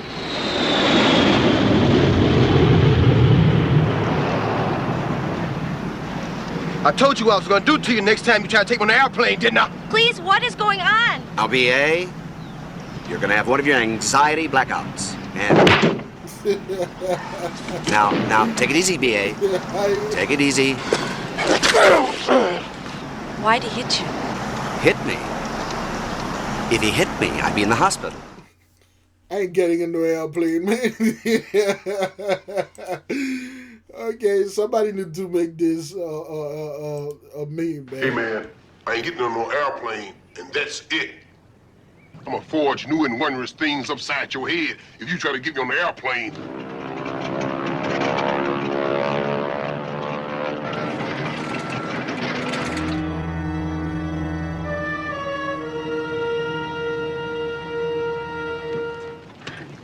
This isn't exactly the way I wanted to spend the day before my wedding. It's exactly the way I want to spend the day before anything. Now, just take it easy, BA. Take it easy. I'm gonna hit you so hard, I'm gonna knock you into next week. I ain't gonna get on no airplane, man. You know?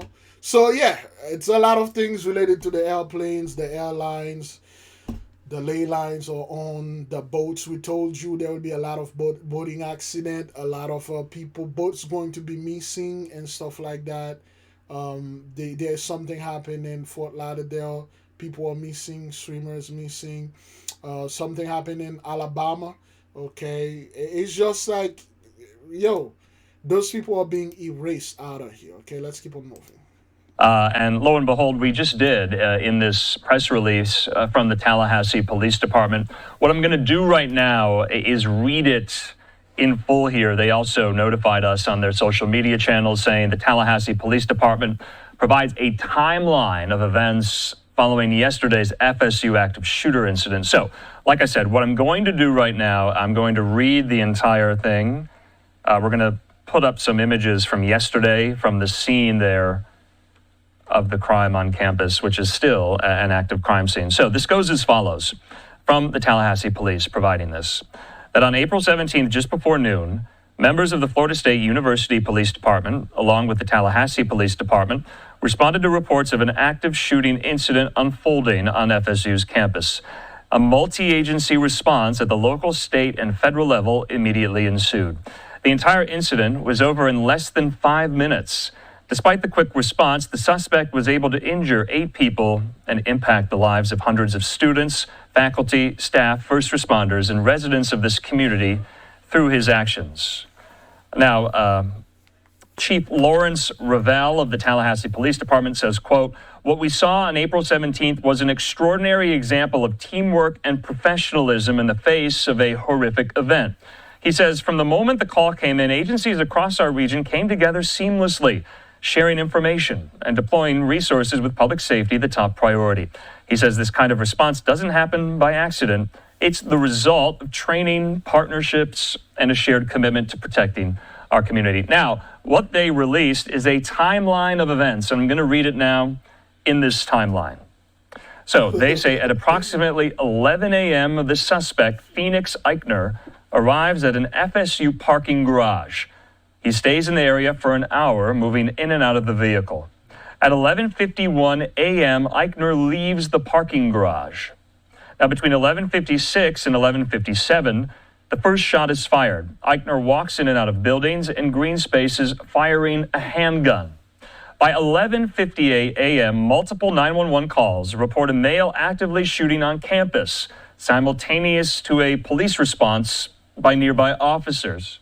At 12 p.m. at noon, the suspect is shot by responding officers and taken into custody.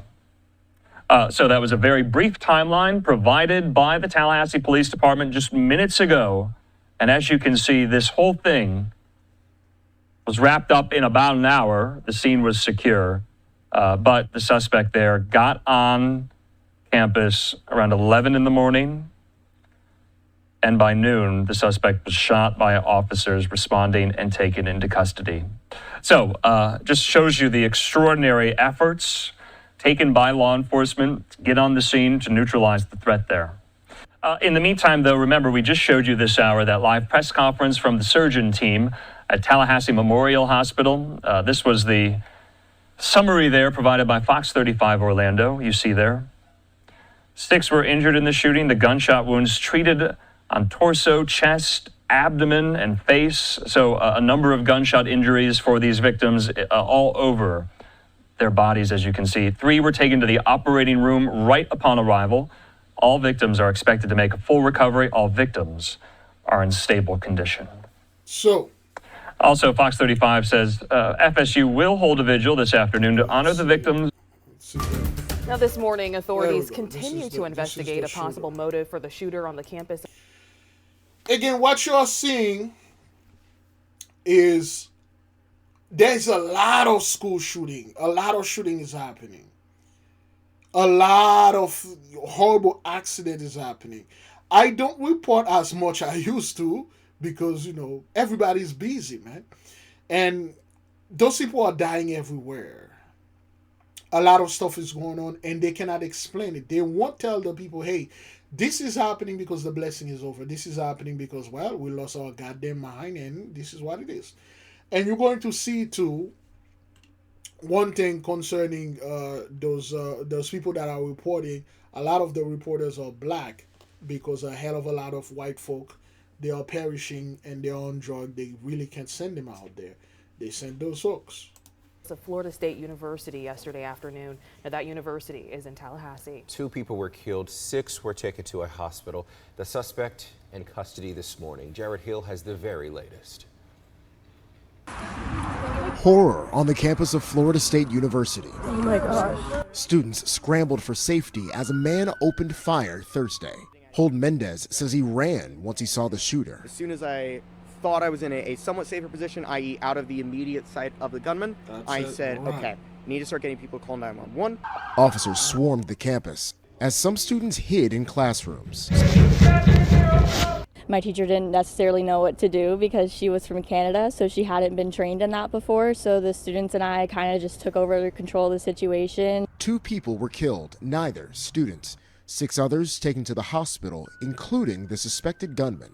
Authorities identified him as 20-year-old Phoenix Eichner, an FSU student and the stepson of a Leon County Sheriff's deputy. Unfortunately, her son had access to one of her weapons, and that was one of the weapons that was found at the scene. FSU student Lainey Montgomery says she also went to middle and high school with the suspect. He was very isolated. President Trump offered condolences. This latest school shooting has reignited conversations about gun safety.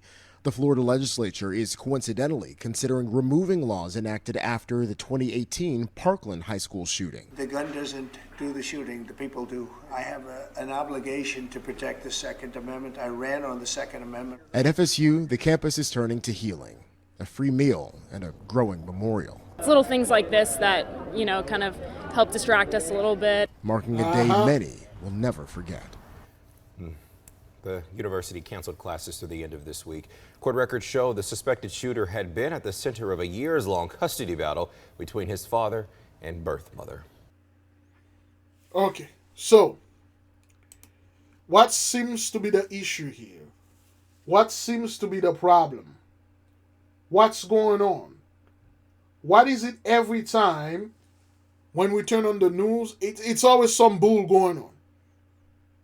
And it's always involving those people. And it is always bad. It's always something that they can't get out of it. Well, what happened here? This fellow, his name is Phoenix. I just took over control of your position, i.e. out of the immediate sight of the gunman. I said, okay, need to start getting people to call 911. Officers swarmed the FSU student. Okay, FSU student, this dude 20 years old, okay. His name is Phoenix. He changed his name. His name was Philip before he got kidnapped by his mother. And then after that, he named himself Phoenix, okay, well, Phoenix. Of course, a phoenix or the bird, phoenix is the bird that rises from the ashes and things like that, okay, because that's what that is. Now, this guy, he took an officer's gun, stepmother, okay, I believe, is that what that is? Okay, let's... Student and the stepson of a Leon County Sheriff's deputy. Unfortunately, her son had access. Okay, he took her gun, he had access to it, and then went over there and did this. There was another shooting in Dallas. There was another one, whatever that place. It's everywhere. It's happened so much so things like that don't become national news the way it used to. Remember when school shooting used to happen and people were like, oh, what a tragedy, thoughts and prayer. You don't hear that anymore. Let's see if there's any thoughts and prayer here. These cycles scare me because it isn't just about access to firearms. It's about the access to vehicles that could run it over with poison, firebombing, making materials. Society is just dangerous these days. Wait, what? Custody battle for an adult in college? What does... Anyway, he was a kid. Why is it that the media is so quickly to tell us about the shooter?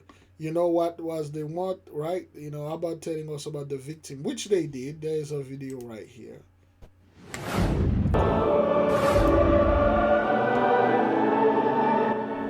Video of students praying for the victims in the Florida State University community. Last night, that was a memorial mass at a cathedral across from the university. This morning, people are waking up to the reality, another mass shooting at a Florida school. And now people are questioning why and are looking for a motive.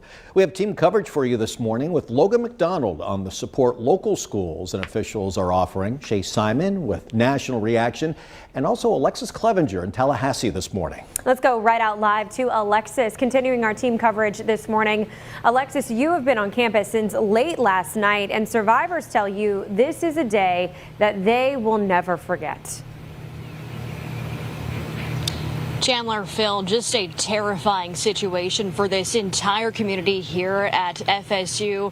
Like you mentioned, we've been on campus since yesterday evening, and every student I talked with say it's going to be very difficult to move past this. They say that every time they walk on campus, it's going to be just a reminder of the tragedy that unfolded. Here's what we do know so far about that shooting. The incident took place near the student union, and the university was immediately placed on lockdown. Law enforcement says 2 people have died, neither of them being students, and there were 6 others that were hurt. Authorities say the mass shooting was carried out by a relative of the law enforcement community and believed to be a FSU student. The suspect, authorities identified as 20-year-old Phoenix Eichner, is the son of a sheriff's deputy who has been with the office for more than 18 years. The shooting suspect. Again, 18 years, the dude named Phoenix. It's all over. Now, how long we are into this thing, right? Oh, good Lord. All right, well, I think Was shot and injured by police. Students shared with me where exactly they were yesterday when those shots rung out. I was in calc lecture and the alarms went off, and we didn't know what was going on. We hear like these noises outside. It's like we didn't know anything. The police, of course, go to our door and they have us put our hands up, and that's when I realized, I was like, this is not a drill. And police are still early in this investigation, so a motive is still unclear. Police have said that the suspect has invoked his right to remain silent. And ahead in the next half hour, we're going to take you live to the memorial site where students continue to show their support for the victims of this tragedy. For now, for local coverage, you can count on we're live in Tallahassee. Alexis Clevenger, Action News Jax. Shortly after police took Eichner into custody, the president of FSU, Richard McCullough, issued a statement. Let's see what Trump said here. That's the governor in Florida, Sir Ron DeSantis, and then Donald Trump right here. Look, I'm a big advocate of the Second Amendment. I have been from the beginning. I protected it.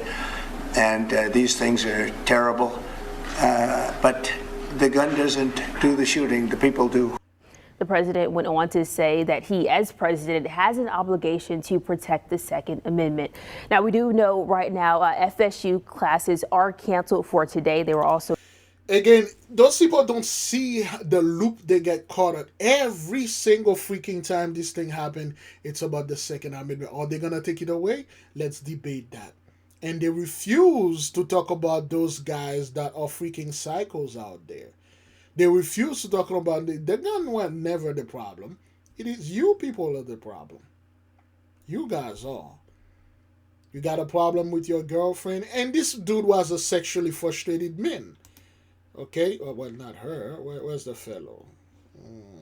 I think they don't show his face, but he was a sexually frustrated dude. Those incels.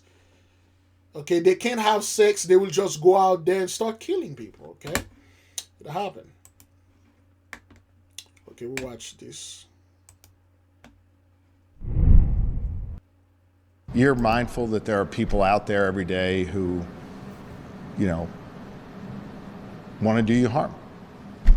And that is a reality of this world that I live in. It's an unfortunate reality. It shouldn't be that way. Governor Josh Shapiro today not mincing words, just days after a man broke into the governor's mansion and set it on fire. Also tonight, we're learning new details about the suspect and possible motives. KDKA obtained search warrants in the investigation of Cody Balmer, showing he reportedly called Dauphin County 911 less than an hour after the fire, saying Shapiro needs to know that he, quote, will not take part in his plans for what he wants to do to the Palestinian people and needs to stop having my friends killed. He also said, our people have been put through too much by that monster. Shapiro wouldn't comment on a possible motive, but did say this. I've got a lot of work to do for 13 million people. I'm honored to do this work, and I'm not going to be captive to fear, and I'm not going to be captive to worry, and I'm not going to think through those, So Shapiro is a ish, doing Passover, and they set off his house on fire and things like that. I got those guys, they are living in fear, but anyway, we don't care about that. Let's keep on moving. We begin with an update to news we first broke to you here on KTSM 9 News at noon yesterday. 2 service members deployed in support of the Joint Task Force Southern Border were killed, and one was injured in a crash yesterday morning. As we reported, that crash happening just before 9 a.m. yesterday on New Mexico Highway 9. That's just west of the Santa Teresa Border Patrol Station. According to the U.S. Northern Command, one of the soldiers was airlifted to a local hospital and remains in critical condition. The names of the 2 service members who died are being withheld at this time, while the families are being notified. And as of this afternoon, the cause of the crash remains under investigation. New Mexico. Okay, so military crash, those people are dying. It's everywhere. Terrifying scene at a Dallas high school, gunfire inside the school. Okay, that's the other MS that happened in Texas. Law enforcement then rushing to Wilmer Hutchins High School. Students you can see there running to safety. Authorities say one student shot and wounded in what they revealed just moments ago at the same school where they had a shooting nearly a year ago to the day. Maria Villarreal on the scene in Texas. Tonight, terrified students running out of this Texas high school after multiple shots fired. We got an active shooter, Wilmer Hutchins High School. We do have reports of one student being one shot. First responders swarming the scene at Wilmer Hutchins High School in Dallas around lunchtime. The shooter at the school has reportedly run out of the back of the building. Authorities say 4 students were injured, 3 of them shot. Police still searching for the shooter. The senior forced to take cover. Say 4 students were. Number 54 on top of this. You know what to do, and there's a lot there. Were injured, 3 of them shot. Police still searching for the shooter. The senior forced to take cover. We heard a few gunshots, and we were still standing there, confused, and then we heard more, saw a few students run in, heard a few screams, and we had to go and take cover back in the band room. Students seen walking out with their hands up. Parents desperate for right here. Answers. I'm glad this is my last child in school, and I won't have to go through this anymore. You might wake up one day and your kids be beside you, and the next day they're gone. That's it. David, today's incident comes nearly 1 year to the day of a similar shooting that happened at the same school that you see right behind me. The superintendent telling me that they have spoken to the governor. They have updated. They refuse to talk about the blessing is over. All right, we keep on moving. Tonight, the images still coming in after that strong earthquake hit Southern California. A 5.2 magnitude quake near San Diego, warnings all the way to Los Angeles. A home camera capturing the shaking in a living room in El Cajon. A nanny cam showing a sleeping baby wakened by the earthquake. For many, a cell phone warning going out just before the earthquake hit. And tonight, there's obvious concern about possible aftershocks now. Stephanie Ramos is in Southern California for us. Tonight, families in Southern California bracing for aftershocks after a 5.2 magnitude earthquake struck near San Diego. Breaking news. Our affiliate KGTV breaking into programming. We are bringing you breaking news here at 10:16, and you may have felt it, a pretty strong earthquake. Home surveillance cameras catching the tremor. Watch as it shakes this baby awake. Everyone's okay. We're swaying like this in the elevator. Reggie Novinario was 35 floors up working on this downtown San Diego skyscraper. Were you worried about your life? Yeah. As everybody was. The guys on top, they're on the side of the building. What are you worried about? They could fall off. The 5.2 quake's epicenter near Julian, California, a mountain town about 60 miles northeast of San Diego. At the San Diego Zoo Safari Park, frightened elephants instinctively forming what's known as an alert circle to protect the herd. The quake sending boulders onto roads, authorities still assessing damage tonight. There could be some aftershocks after this quake. And David, people got an early warning. Scientists at Caltech say the MyShake app alerted people this quake was coming just seconds before it hit. David. Stephanie Ramos in Southern California. Steph, thank you. Yeah, so I think that's the elephant know what was going on. Okay, they quickly form a circle. Okay, because this is destruction by earthquake in the sword plague number 5. It's going to increase. It's going to be more deadly. And this is the last video. Federal officials sharing new information this afternoon about that crash that killed 6 people about 50 miles southeast of Albany. Good evening, I'm Stephen Pappas. Tonight, Rochester Regional Health says One of the victims was its executive director of neurosciences, Dr. Michael Groff. 13 WHAM's Daniel Finkelstein joins us now with more on what officials are saying. Daniel, good evening. Good evening, Stephen. The crash happened in Copake, that's in Columbia County. Dr. Groff is among 6 reported victims. Rochester Regional describes him as a highly respected neurosurgeon. Officials from the National Transportation Safety Board sharing new information about a deadly crash in the town of Copake. The scene is approximately 100 yards in length, with the aircraft being compressed, buckled, and embedded into the terrain. The Columbia County Sheriff's Office says the plane went down in an open field around noon on Saturday. Video from the scene shows multiple first responders investigating. The Mitsubishi MU-2B-40, a small passenger plane, was registered to Dynamic Spine Solutions in Weston, Massachusetts, according to the FAA. The NTSB says the plane was carrying 6 people at the time of the crash. We have no reason to believe that it was not legally safe to fly, but we will have to dig into, again, everything in regard to the maintenance records, everything. The good news is with most of these aircraft, there's a comprehensive, if you will, maintenance and record throughout the history of it. We're continuing to pull down that information.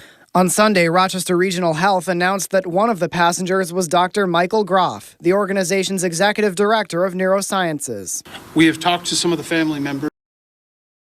Okay, Dr. Michael Groff, one of the executive, okay, one of the CEOs, doctors, MIT, star athlete.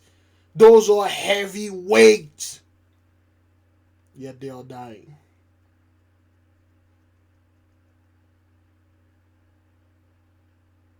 Those are the people, beloved,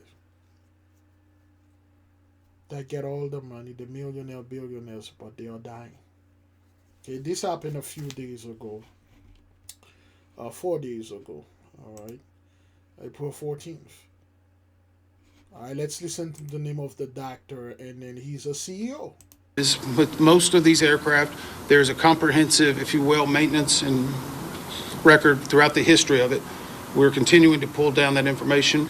On Sunday, Rochester Regional Health announced that one of the passengers was Dr. Michael Groff, the organization's executive director of neurosciences. We have talked. Okay, Dr. Michael Groff, executive. Those are the executive chief officers. Or chief executive officer. Those are the CEOs. And they are dying. Talked to some of the family members. This was a family, along with some partners of some of the family members that were on board. They had relatives that were in the area, so they were attempting to land at the Columbia Airport. They were coming in for a holiday celebration with family. In a statement, Exactly. So those people are coming for the holidays to celebrate and stuff like that, and they're all dying. They are coming to celebrate their birthday, they're all dying. Okay? They cannot celebrate anymore. Most of them, they do not understand this. They don't get the memo. Well, they are dying. Rochester Regional said it was deeply saddened to confirm Groff's death, saying he was a highly respected neurosurgeon and physician leader, known for his clinical excellence and compassionate care. The NTSB says a final investigation could take between 12 and 24 months. We'll have more coverage of the story on 13wham.com. Stephen, back to you. All right, so that's what that is. Oh, there's this dude that hijacked this plane. Going to get back to our top story. That international terror in the skies over Belize is now hitting home. We are learning the suspected hijacker shot dead just again. 2 black people are reporting. This is St. Louis, all right? Hours ago on a small airplane, was from the North County area. 5 on your side's Robert Townsend tracked down a relative of the man. What have you learned, Robert? Kelly and Rennie, I can tell you this. Investigators identified the suspected hijacker as a Kenyala Taylor. His nephew says hearing their loved one was at the center of today's violent aircraft hijacking has rocked their family. Investigators say the early morning terror went on for nearly 2 hours Thursday over the skies of Belize. This video shows terrified passengers on the small plane. Police say around 8:30 St. Louis time, military veteran Akenyola Taylor hijacked the plane and went on a knife-wielding attack. And this is the first time you're finding out about all this? Yes, sir. This man tells 5 on your side the 49-year-old Taylor was his uncle. The nephew asked us to not show his face or release his name. I don't think he'd do something like this. This is a big shock to you and all of your family members? Yeah, it is. Investigators say the airplane was carrying 14 passengers and 2 crew members at the time. We immediately made our way to the runway. I must say, as the plane landed, it ran out of fuel. So again, God is good. Taylor's nephew didn't know his uncle allegedly stabbed 2 passengers and a pilot until I told him. Investigators say one of the wounded passengers then shot and killed Taylor. I have no idea what's going on. The suspect's nephew tells me Taylor was married and a father of 4. His nephew lived with the family in North St. Louis County. We're also told Taylor served 20 years in the military and held an office job. And you saw him 2 weeks ago? Yes, sir. He was okay? Yep, he's okay. He's not on any medicine. He had no sign of any post-traumatic stress disorder. As Taylor's picture makes headlines around the world, his family and neighbors are just stunned by the violent airplane mystery. Very sad that people were on a plane either going there or coming home from something, and now they're thrust in a situation of their no control of their own. A lot of questions, but they'll be asked when the rest of our family talks about it. Now, a police helicopter followed the airplane before it touched down safely at an airport. Investigators say Taylor shot that one passenger in his back before the man killed him. U.S. officials say right now they don't know a motive for the. So we really don't know what happened, but they put these brother faces all over. You know, we don't know what happened. Is it the truth? Did this happen? But we know it happened on the plane. Beloved, we'll leave you with peace. We'll leave you with love. Sign up with our Patreon. Okay, post go to the member board, do your thing, get our book, and get our album, and we will leave you out. We'll leave you with peace. We'll leave you with love. We'll say shalom.